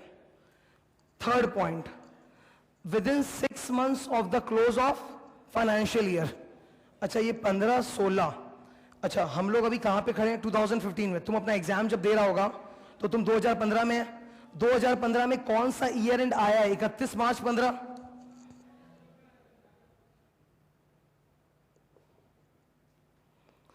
(2015) में कौन सा फाइनेंशियल ईयर एंड फॉल किया है? 31 मार्च 15। ठीक है, 31 मार्च 15 से 6 महीना काउंट कर लो। 30 सितंबर 2015। तो अब इन दोनों में अर्लीस्ट कौन सा हो गया? Ruled out. तो अगर इसको सॉल्व करें तो मेरा आंसर क्या निकल के आ रहा है? 30 सितंबर।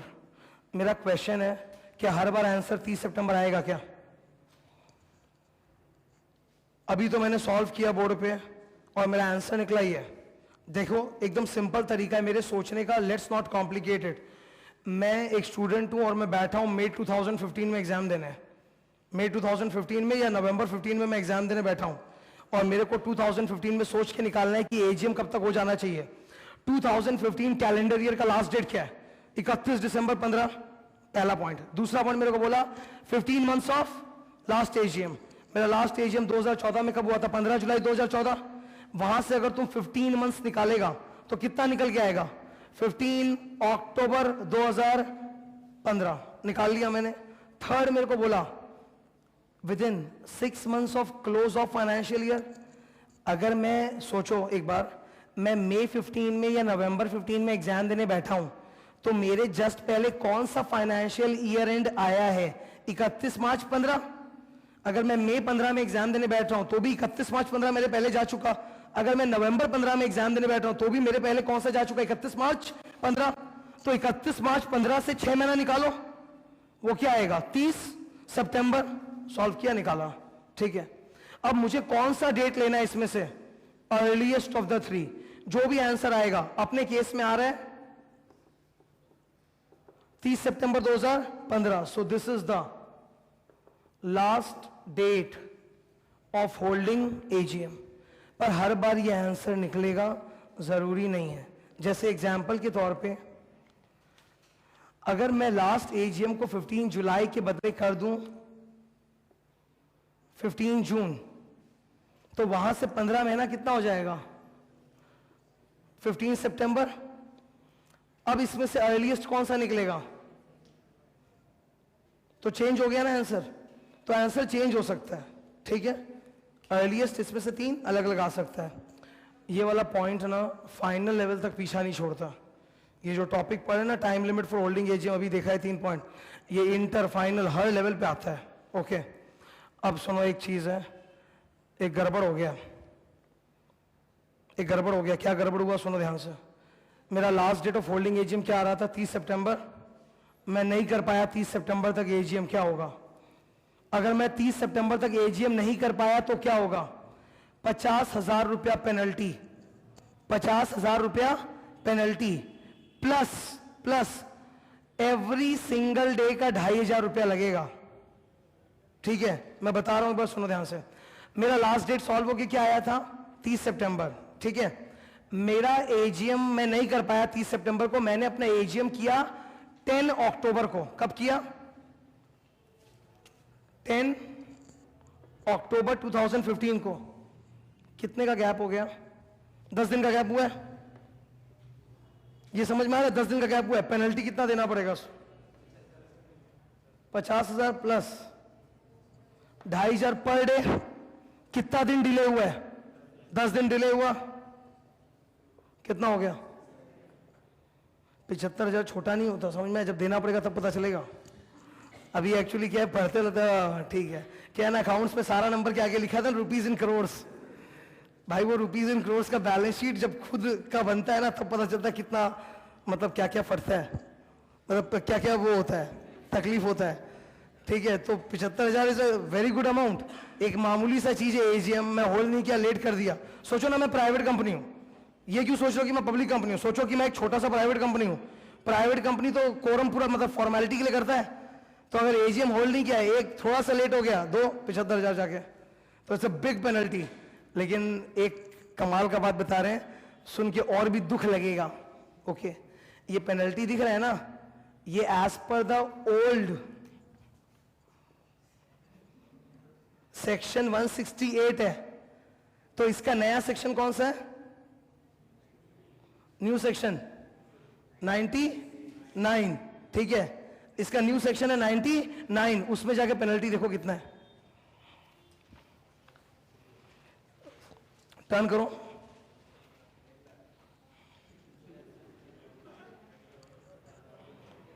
$99 का पेनल्टी दिख रहा है क्या? वो एक बॉक्स बनाया हुआ है अंदर, एक छोटा सा। तो क्या लिखा है? Fine up to 1 lakh. और पर डे का कितना? ये डबल कर दिया ना सीधा इसका। 50,000 इंटू 2 लाख, और इसका 2,500 इंटू 2 5,000। मतलब 75 के बदले कितना देना पड़ेगा? थैंक गॉड 99 अभी तक इंडिया में इफेक्टिव नहीं हुआ है। अभी इंडिया पे कौन सा चल रहा है? 168। तो जिस दिन ये 99 इफेक्टिव हो गया, अपने को कितना देना पड़ेगा? डबल, ठीक है। तो एक काम करो प्लीज, तुम अच्छा देखो, मैंने लिख के दिया है सेक्शन 99 का हेडिंग पढ़ो, तो उसमें मैंने कुछ लिखा है।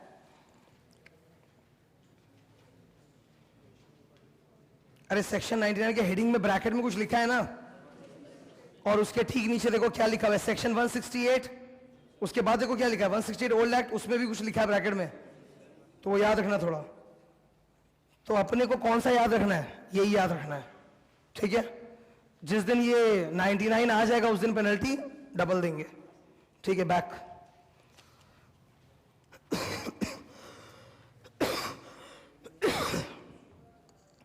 अच्छा सुनना मेरी बात, हम लोग से गलती तो हो गया। गलती क्या हो गया कि हम लोग नहीं कर पाए 30 सितंबर तक। हम लोग आरओसी को रिक्वेस्ट किए, आरओसी, रजिस्ट्रार ऑफ कंपनीज, ठीक है। अच्छा एक चीज है जो अभी तक ना मैंने पढ़ाया नहीं है, मैं थोड़ा बता देता हूं। ये मिटा रहे हैं, ये लिखा है क्या वहां पे शीट के बगल में एग्जाम्पल, ठीक है। तो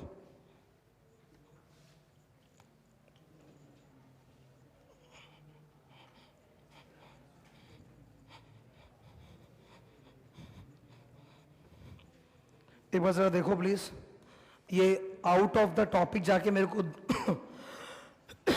दो चीज बताना है ध्यान से, तो ये कॉपी करना है तुमको, ओके। इंडिया में there is one ministry of corporate affairs. Number 2, every state has got one ROC. Tamil Nadu and Maharashtra have 2 ROCs each. India is divided into 7 zones. Every zone has one regional director. Therefore, total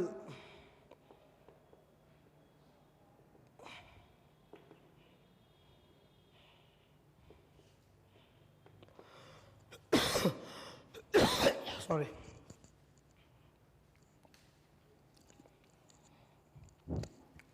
ये थोड़ा सा बस अपने क्या बोलते हैं knowledge के लिए याद रखो ये बात को, ठीक है।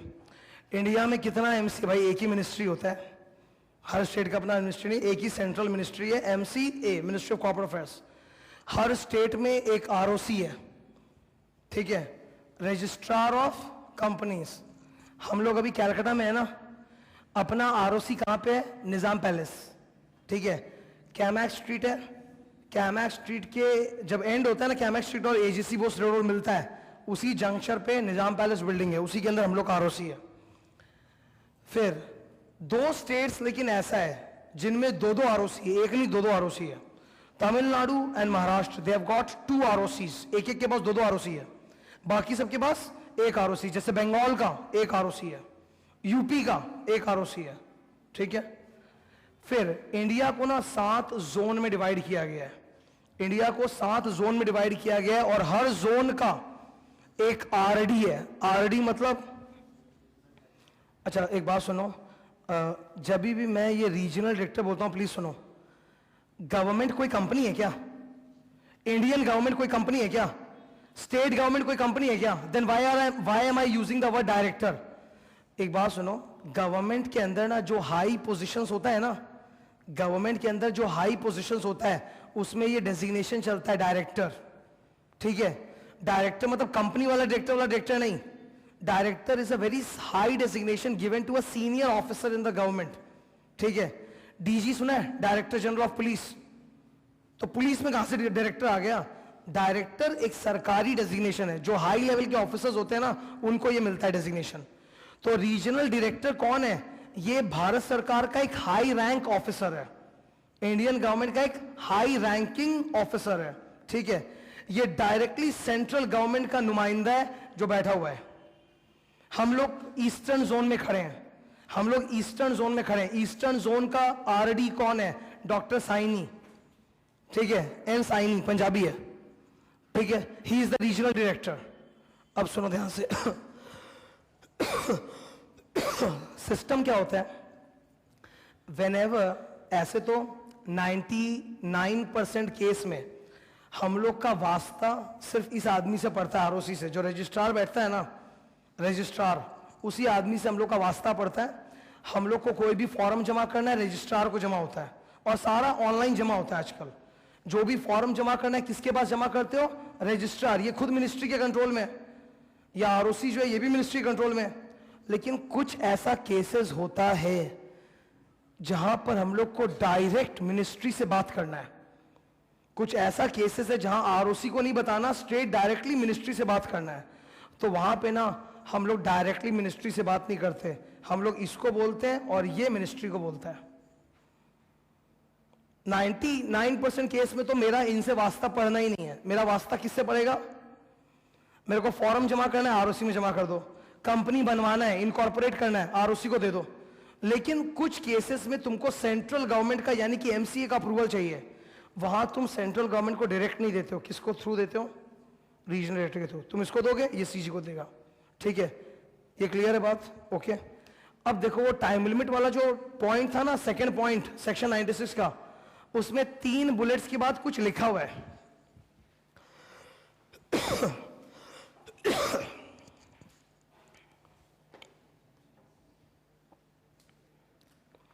मिला क्या? वहां पर 3 बुलेट्स के बाद कुछ लिखा हुआ है। तो क्या लिखा है? ROC can grant extension by 3 months. मेरा लास्ट डेट एजीएम होल्ड करने का कब था? 30 सितंबर। पर आरओसी चाहे तो, अगर आरओसी को लगता है कि जस्टिफाइबल कारण था एजीएम नहीं होल्ड करने का, तब वो लोग मेरे को 3 महीने का एक्सटेंशन दे सकते हैं। ठीक है, तब पेनल्टी नहीं लगेगा। Okay, next first AGM. Third topic दिख रहा है, फर्स्ट एजीएम।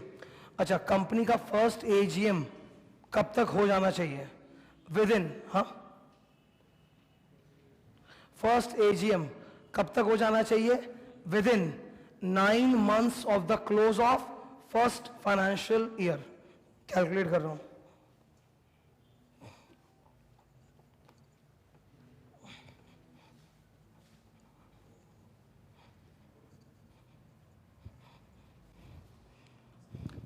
हम लोगों ने एक कंपनी बनवाया है 15 जुलाई 2014, डेट ऑफ इनकॉर्पोरेशन। हम लोगों ने एक नया कंपनी कब बनवाया? 15 जुलाई 2014। इसका पहला ईयर एंडिंग कब गिरेगा?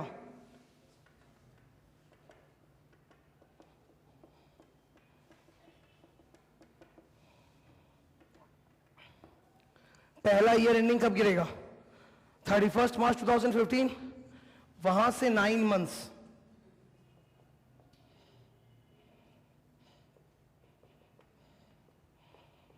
31 दिसंबर 2015, वहां से 9 मंथ्स। ठीक है, फर्स्ट लाइन को रीड करना। वहां पे फर्स्ट एजीएम दिख रहा है ना, उस सेंटेंस को रीड करना। In case of first AGM the meeting shall be held within 9 months from, अरे 9 months from date of incorporation बोला है कि फर्स्ट फाइनेंशियल ईयर बोला है? 9 months from the date of closing of first financial year। तो closing तो ये है ना, यहां से 9 महीना निकाला तो 31 दिसंबर तक last for holding first AGM. First AGM के लिए थोड़ा सा रिलैक्सेशन है कि 30 सितंबर तक नहीं, 31 दिसंबर तक भी कर लोगे तो चलेगा। ठीक है। अच्छा, मैं एक चीज बोलना चाहता हूं, कई जन के दिमाग में ना कुछ अलग ही टाइप का एक डाउट आ रहा होगा, वो अभी टैकल करना बहुत जरूरी है मेरे को। ओके, ध्यान सुनो। एजीएम को एजीएम क्यों बोलते हैं? क्योंकि वो साल में एक बार होता है इसलिए? नहीं, एजीएम को एजीएम इसलिए नहीं बोला जाता कि वो एनुअली एक बार होता है इसलिए नाम रख दो एनुअल एजीएम। नो, एजीएम को इसलिए एजीएम बोला जाता है बिकॉज कंपनी का 1 साल का अकाउंट्स, कंपनी का एक कंप्लीट साल का अकाउंट्स उसमें रखा जाता है, इसलिए उसको बोलते हैं annual general meeting. Because the annual accounts of the company are laid down before the share holders in that meeting, that's why it is called annual general meeting. ये बात समझ में आया? अब सुनो मेरा डाउट क्या है। कई जन का डाउट क्या होगा, सुनो। ये फर्स्ट ईयर है, तो ये कंपनी का पहला साल है, 15 जुलाई से 31 मार्च। तो कई जन का डाउट होगा कि यार पहला साल ये है तो फर्स्ट एजीएम तो इसके अंदर होना चाहिए था ना। कई जन के दिमाग में ये डाउट एक आता है कि कंपनी का पहला साल कौन सा ये है, 15 जून 2014 को कंपनी बना है, 15 जुलाई 2014 को, और खत्म कब हो रहा है, एक साल 31 मार्च 15। तो कई जन का डाउट आ रहा है फर्स्ट ईयर अगर ये है तो फर्स्ट एजीएम भी तो इसके भीतर में कहीं होना चाहिए। चलो तुम्हारा ख्वाहिश पूरा कर देते हैं, एक बार इसके बीच में कहीं पे फर्स्ट एजीएम कर लेते हैं। ओके, न्यू ईयर आता है ना, अच्छा न्यू ईयर 31 दिसंबर होता है कि 1 जनवरी होता है, एक बार 1 जनवरी ले रहे हैं, ठीक है। तो बीच में 1 जनवरी आ गया 2015, ठीक है। तो किसी के मन में ख्वाहिश आया कि भाई ये मेरा फर्स्ट फाइनेंशियल ईयर, तो फर्स्ट एजीएम तो इसके बीच में होना चाहिए, करवा देते हैं। चलो कोई बात नहीं, एक बात सुन लेते हैं। 1 जनवरी 2015 इसके बीच में आएगा, उसी में करवा देते हैं। ये क्या है, फर्स्ट एजीएम। एजीएम का मतलब जहां पर आप एनुअल अकाउंट्स रखोगे। इस कंपनी का एनुअल अकाउंट्स अभी बना भी होगा क्या? साल खत्म होगा 31 मार्च को, एनुअल अकाउंट्स कहां से तुम बना के सामने ले डाउन कर पाएगा इसमें? एजीएम का मकसद क्या होता है? To lay down the annual accounts of the company before the share holders. 31 मार्च को तो पहला साल खत्म होगा, बैलेंस शीट बनेगा, तब जाके तो अकाउंट्स रेडी होगा। बीच में कहां तुम अकाउंट्स जाके ले डाउन करेगा? You don't have your accounts only. तो फर्स्ट एजीएम कभी भी फर्स्ट ईयर के अंदर नहीं होता, बाद में ही होता है उसके। फर्स्ट एजीएम कंपनी का कब होता है? फर्स्ट ईयर में होता है कि सेकेंड ईयर में जाके होता है? सेकेंड ईयर में होता है, याद रहेगा ये, ठीक है। अच्छा आगे कुछ लिखा है, पढ़ो उसी के अंदर।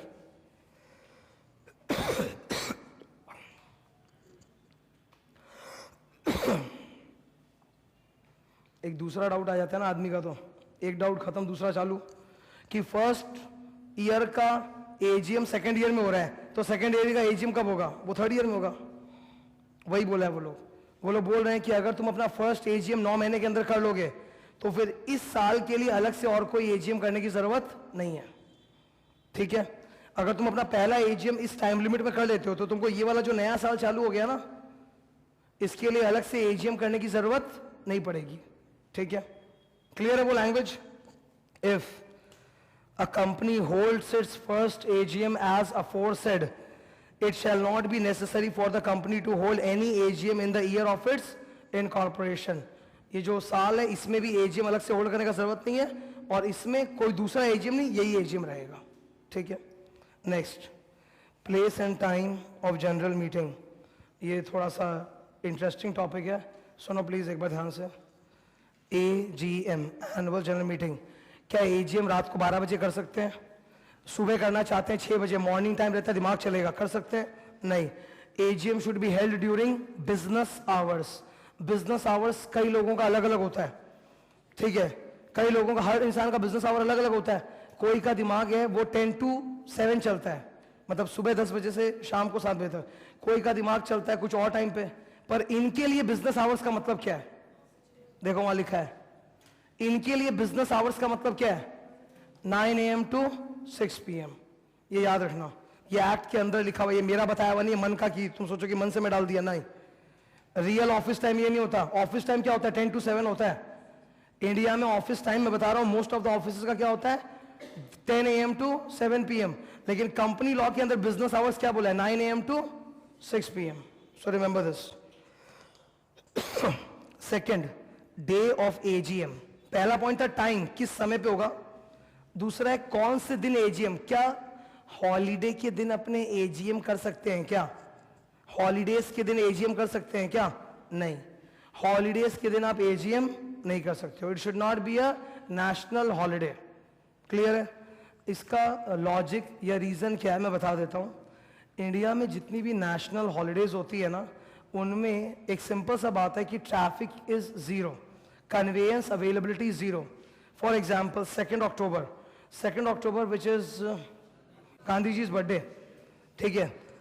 क्या हुआ? 2 अक्टूबर, ठीक है ना, सही बोला तो। हाँ, 2 October is Gandhi ji birthday. अब उसमें क्या है, उस वक्त कोई कन्वेयंस कहीं होगा नहीं, मतलब जो नॉर्मल कन्वेयंस है, और लोगों का अपना एजेंडा भी होगा कि हॉलीडे है तो कैसे एंजॉय करना है। तो तुम जानबूझ के अगर हॉलीडे के दिन रखोगे तो पीपल विल नॉट अटेंड। अब कोई देखो, न्यू ईयर आने वाला है 31 दिसंबर 1 जनवरी। न्यू ईयर के दिन लोगों का अपना इतना पर्सनल एजेंडा होता है, यहां घूमना वहां घूमना, उसी दिन कंपनी जानबूझ के एजीएम रखा ताकि कोई आए नहीं। तो ये तो फिर गलत बात है। तो आप नॉर्मल वर्किंग डे को रखो, हॉलीडे के दिन मत रखो, ठीक है। Third, place of holding AGM. सुनो, कंपनी का ऑफिस जहां पे होता है ना, रजिस्टर्ड ऑफिस, उसी बिल्डिंग में या उसके आसपास के इलाके में ही रख सकते हो, ठीक है। मेरा एक क्वेश्चन है, listen carefully. ITC is a very big company, ITC is a very big company. अभी तो टीवी पे ऐड देखते हो, जिस दिन क्वालिफाई हो जाओगे, पास कर जाओगे ना, उस दिन सोचोगे काश आईटीसी में जॉब मिल जाएगा। आईटीसी का पहला पैकेज होता है 14-15 लाख का, पहला पैकेज होता है। अगर तुम्हारा स्टार्टिंग 5 लाख के बदले 15 लाख पे होगा तो तुम्हारा जो ग्रोथ रेट होगा तुम इमेजिन कर सकते हैं। पर आईटीसी में जॉब मिलना is also very difficult. 8 rounds होता है इंटरव्यू का, तो तुमको 8 बार एलिमिनेशन के थ्रू गुजरना पड़ेगा, तब जाके हो पाएगा। आईटीसी का ऑफिसेस पूरे इंडिया में जगह जगह है। कोई भी बड़ा सिटी ले लो जहां आईटीसी का ऑफिस नहीं हो, इज रेयर। हर जगह आईटीसी का ऑफिस है। तो कौन से वाले ऑफिस का बात हो रहा है? आईटीसी का तो ऑफिस हर जगह है, कलकत्ता में, दिल्ली में, बॉम्बे में, बैंगलोर में, चेन्नई में, हर जगह है। यहां कौन सा बात हो रहा है? Registered office. कंपनी का एक ऑफिस होता है रजिस्टर्ड ऑफिस, जो आरओसी को बताया हुआ रहता है कि ये मेरा रजिस्टर्ड ऑफिस है। उसी ऑफिस में आईटीसी का registered office Jawaharlal Nehru road पे है, कलकत्ता में। आईटीसी का जो कलकत्ता वाला ऑफिस है ना, वही उसका असली रजिस्टर्ड ऑफिस है। तो आईटीसी का एजीएम कहां पे होता है? कलकत्ता में होता है। एजीएम उसी जगह में होगा जहां पे कंपनी का रजिस्टर्ड ऑफिस है। अब रजिस्टर्ड ऑफिस के अंदर अगर स्पेस है तो वहां पे हो जाएगा, नहीं है तो उसके आसपास कोई हॉल बुक करके उसमें मीटिंग किया जाएगा, पर उसके आसपास होना चाहिए, दूर दराज इलाके में नहीं चलेगा। क्लियर है बात? ये आईटीसी का जितना भी रजिस्टर्ड मीटिंग होता है ना, एजीएम, अभी आईटीसी का लास्ट एजीएम जो हुआ था वो जुलाई में हुआ था, 30 जुलाई को, ठीक है। तो वो कलकत्ता में ही हुआ था, आईटीसी के बिल्डिंग के अंदर ही। उतने आदमी फिट हो जाते हैं। Fourth, exemption by central government. अच्छा, सेंट्रल गवर्नमेंट चाहे तो किसी कंपनी को एग्जेम्पशन दे सकती है। मैं एग्जांपल लिखाना चाहता हूं, लिखो एग्जांपल। नहीं, वहीं पे हो जाएगा ना, वहां खाली स्पेस दिख रहा है तो थोड़ा सा खाली स्पेस है, उसी में लिखना एग्जांपल। सुनो एक बार, पहले सुन लो फिर लिखना। कुछ कंपनीज होती है जो प्रॉफिट मोटिव से नहीं बना है, कुछ कंपनीज होता है जो प्रॉफिट मोटिव से नहीं बनता है, जो चैरिटी के लिए बना है या एंटरटेनमेंट के लिए बना है, ठीक है। ऐसी कंपनियों को बोला जाता है नॉट फॉर प्रॉफिट कंपनीज, लेकिन हम लोग उसको एक टेक्निकल नाम दे रहे हैं।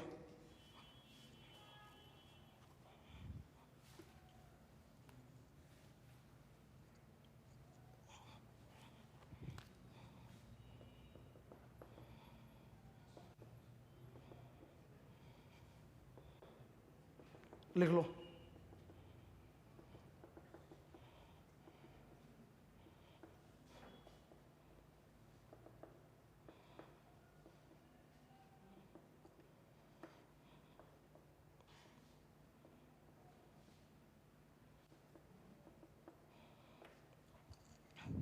एक ऐसी कंपनी जो प्रॉफिट मोटिव से नहीं बनी है, जो नॉट फॉर प्रॉफिट मोटिव से बनी है, नॉट फॉर प्रॉफिट मोटिव। इसका कलकत्ता का एग्जांपल दे रहा हूं।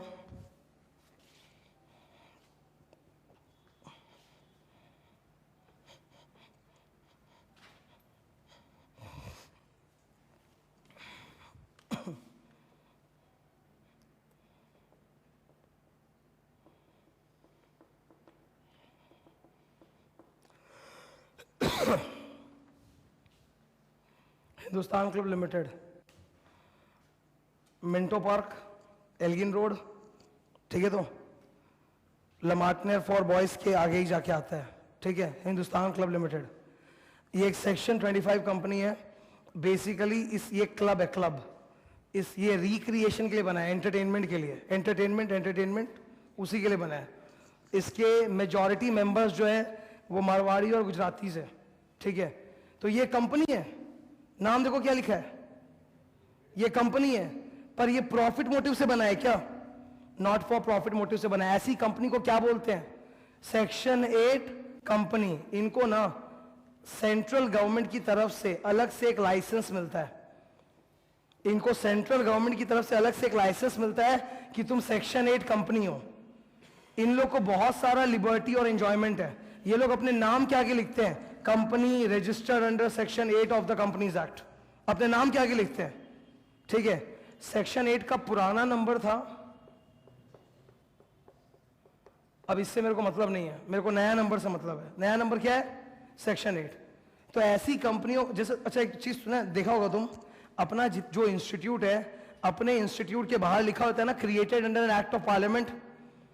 अपना इंस्टीट्यूट का नाम जहां भी लिखा हो रहता है उसके नीचे लिखा रहता है established under an act of parliament. वैसे ही ये जितनी भी कंपनीज है ना, ये लोग अपने नाम के आगे चमका के लिखती है established under section 8 of the companies act 2013, मतलब नॉट फॉर प्रॉफिट कंपनी है। इनको फायदा क्या है, ये लोग अपना एजीएम संडे को कर सकते हैं। अरे इनका एजीएम तो संडे को दिन ही होगा, रिक्रिएशन एंटरटेनमेंट के लिए बना है। संडे वनडे को खाना पीना क्लब वगैरह सब कुछ होता है। तो इनका जो भी एजीएम जब जब पड़ता है वो हमेशा हॉलिडे के दिन ही पड़ता है। तो they have got that exemption, ठीक है, लिख लो वहीं पे।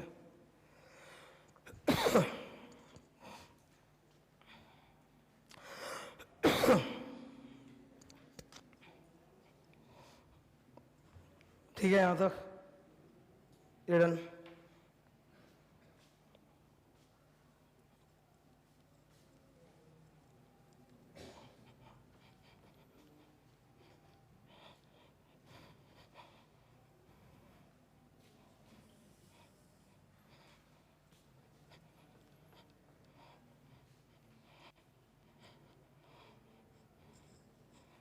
Next section number 97। हाँ चैरिटी भी आएगा, कहा गया सेक्शन 8 में चैरिटी भी आएगा, मतलब not for profit, charitable purpose के लिए भी बना सकते हो।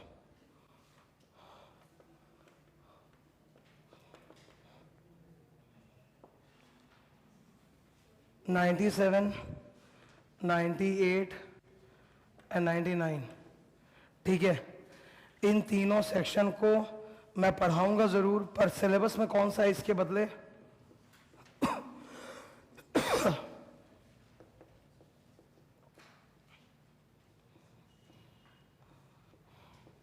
ठीक है।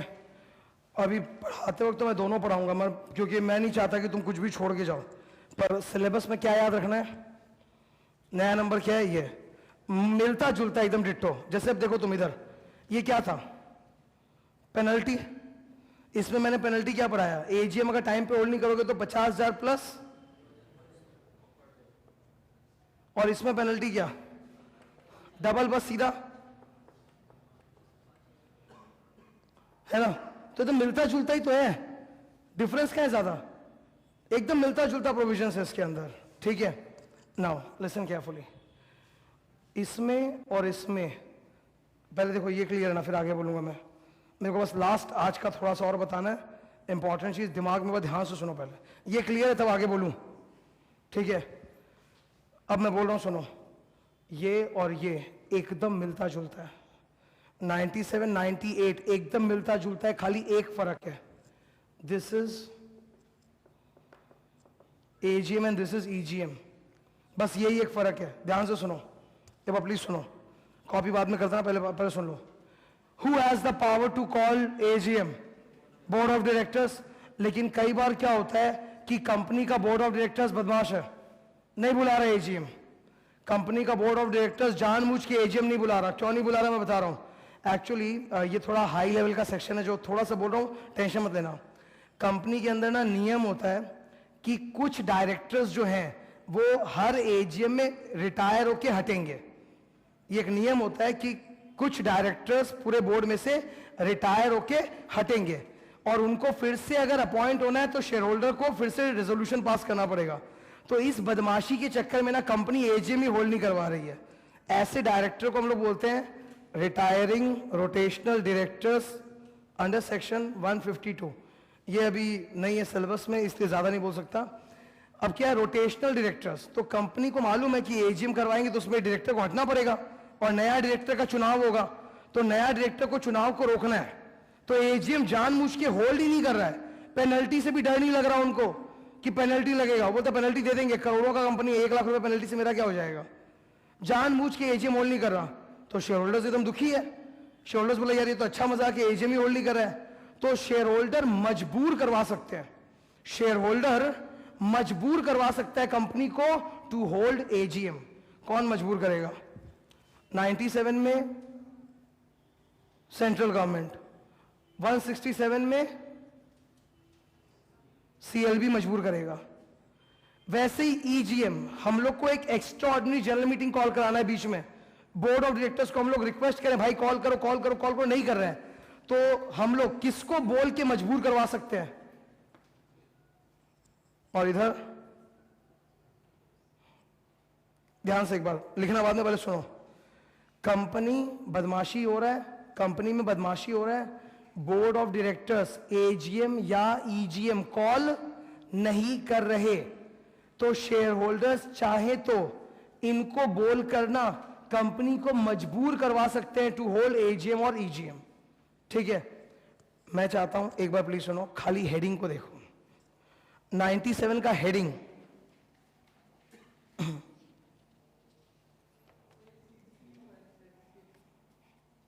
एक 97 का हेडिंग देखो, द पावर ऑफ ट्राइब्यूनल। एक सेकेंड, यहां पे ट्राइब्यूनल है और इधर सीजी है।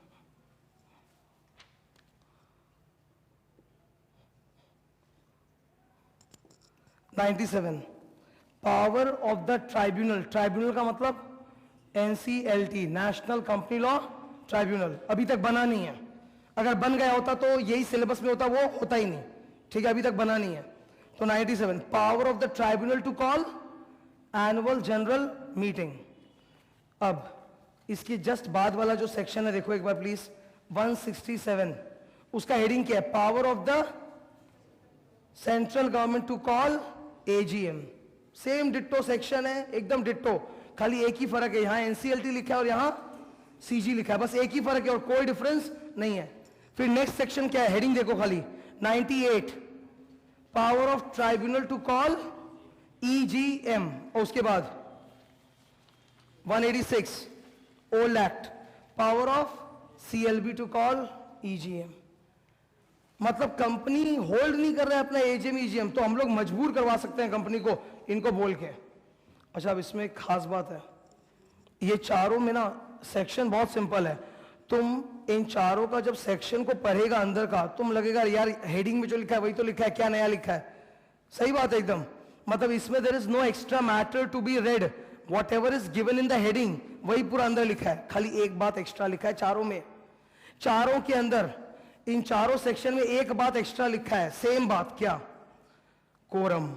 ध्यान सुनो, कोरम का मतलब क्या होता है? आज जब मैं एकदम बिगिनिंग में पढ़ा रहा था तो मैं बोला था that meeting should be properly convened, properly constituted, properly conducted.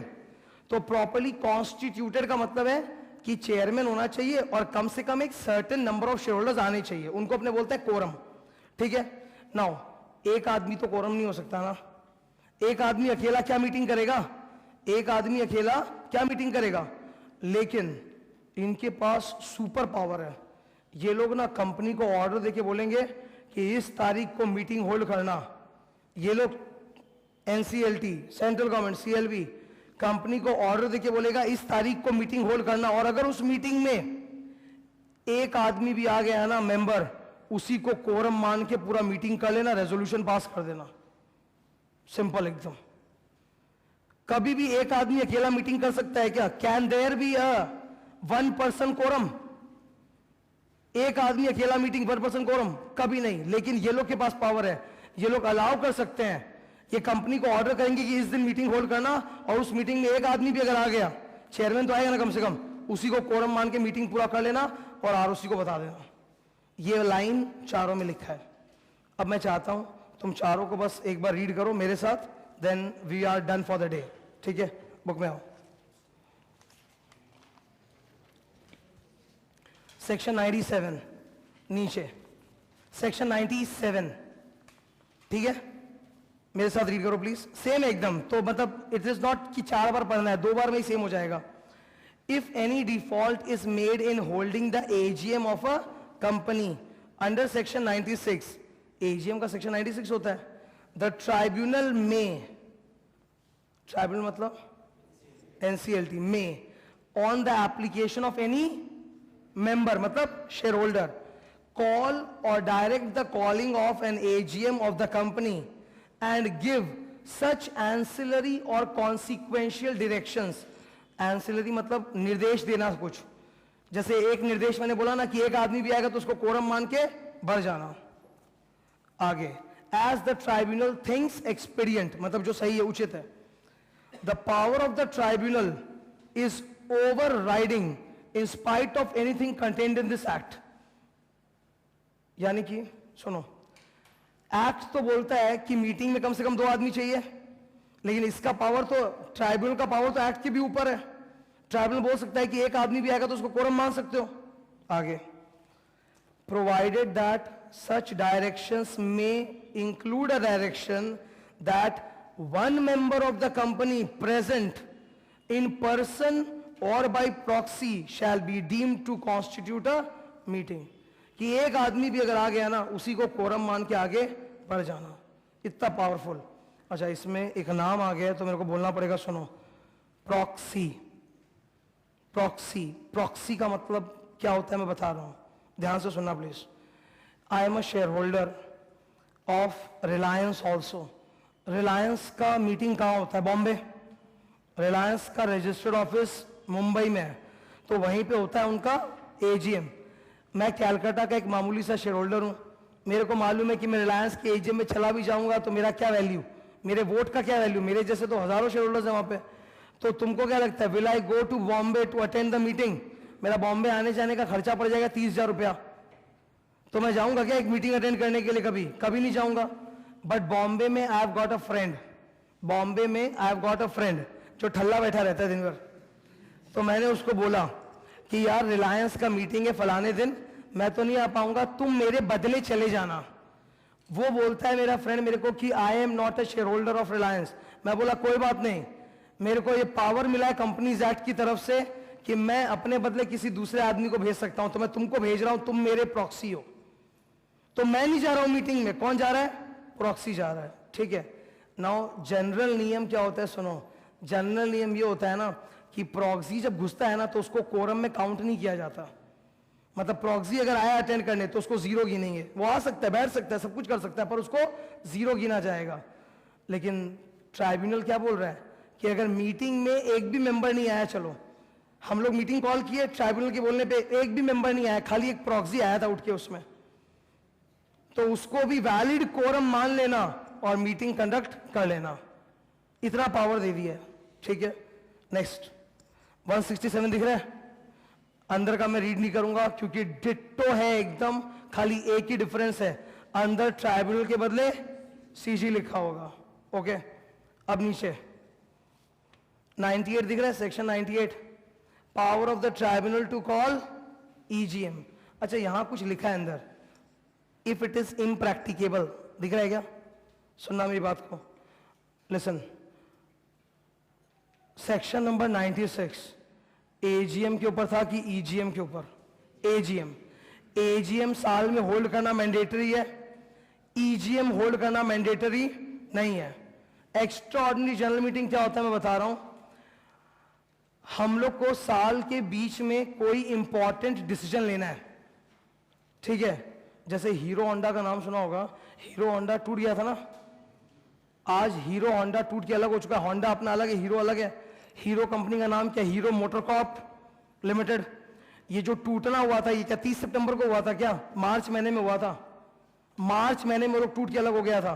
तो अचानक से मार्च महीने में एक मीटिंग बुलाना पड़ेगा ना शेयर होल्डर लोग का कि भाई हम लोग अलग अलग हो रहे हैं, इस बात का अप्रूवल दो।